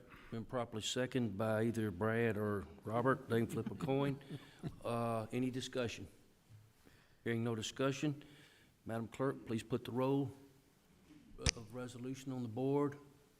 Resolution passes unanimous. Madam Clerk, will you please read item number 6 into the record, please? Set a public hearing for February 13th, 2024 for Resolution 04-24, resolution calling for a public hearing on the proposed annexation of the Gordon Marshall property known as parcel ID D0147000014, as shown on the tax map number 73 in the Shelby County Tax Assessor's Office, and being a parcel of land conveyed to Gordon D. Marshall by deed, recorded in instrument DE 5180 in the Shelby County Register of Deeds Office upon written consent of the owners and approving a plan of services. Move we approve, set the hearing for February 13th, 2024. Second. Been properly motioned by Alderman Reeves and seconded by Alderman Griffiths. Any discussion? Hearing no discussion, Madam Clerk, will you please place it on the roll on the screen? Resolution passes unanimous. Now moving to item number 7. Resolution 05-24, resolution to amend the fiscal year 2024 general fund budget to recognize Shelby County District Attorney General's Office grant award totaling $30,000 to the Bartlett Police Department for public safety purposes. For a short explanation, we have Mr. Dick Phoebus from our finance. This is a resolution to approve a grant from Shelby County District Attorney's Office, $30,000 to the Bartlett Police Department, $30,000 for overtime expenses. Move we approve. Been properly motioned by Alderman Griffith. Second. Second by Vice Mayor Young. Any discussion on Resolution 05-24? Hearing no discussion, Madam Clerk, please place Resolution 05-24 on the board. It's a unanimous decision to get $30,000 for that. Madam Clerk, will you read item number 8 into the record, please? First reading of Ordinance 24-01, an ordinance to rezone from CA, Conservation Agriculture, to IO, Wholesale and Warehouse, and from AO, Agricultural and Open Land, to IO, Wholesale and Warehouse property on the northeast corner of Singleton Parkway at Bowling Hughes. Set the public hearing is to be set for February 13th, 2024. For an explanation from the city, Ms. Kim Tether, Director of Planning and Economic Development. Ordinance 2401 is an ordinance to rezone both the Warlick properties and the Gordon Marshall properties that were currently a conjunctive request for the annexation properties that you currently set the public hearing date for. The properties will be rezoned for the county, from the county CA Conservation Agricultural Zoning District to the IO Wholesale and Warehouse District, which is a city designation. One of the properties is not currently being annexed, but is currently in the city of Bartlett's jurisdiction, and that too will be rezoned from AG, which is agricultural, to the IO Wholesale and Warehouse use. The proposed rezoning is at the request of the property owners that are being annexed into the city. Based on the rezoning, both the Warlick and the Marshall families requested the IO because it is a light industrial category and it offers the most uses for that particular district. The rezoning is also in line with our 2010 master plan for the city, which shows that it should be a large employment area. This has gone before the Planning Commission on January 2nd, 2024, and it comes to you with a favorable recommendation. Move we approve and set the hearing for February 13th. Second. Been properly motioned by Alderman Reeves and second by Alderman Griffith. Is there any discussion on ordinance 2401? Seeing no one wishing to be recognized, Madam Clerk, will you please pass?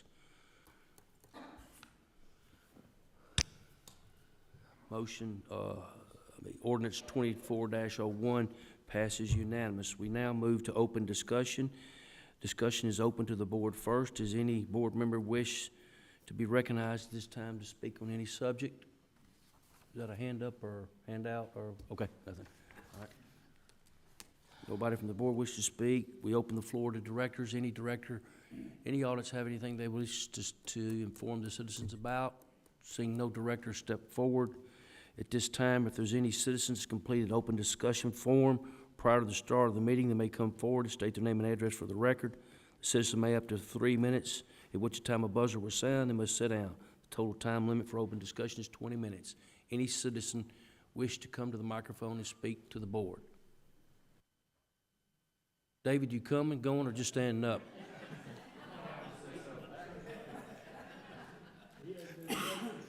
Yeah. Way past his bedtime. So, seeing no one wish to come forward at this time, the chair will entertain a motion to adjourn. Been properly seconded. All those in favor signify by saying aye. Thank you, folks, for sticking with us to 9:35.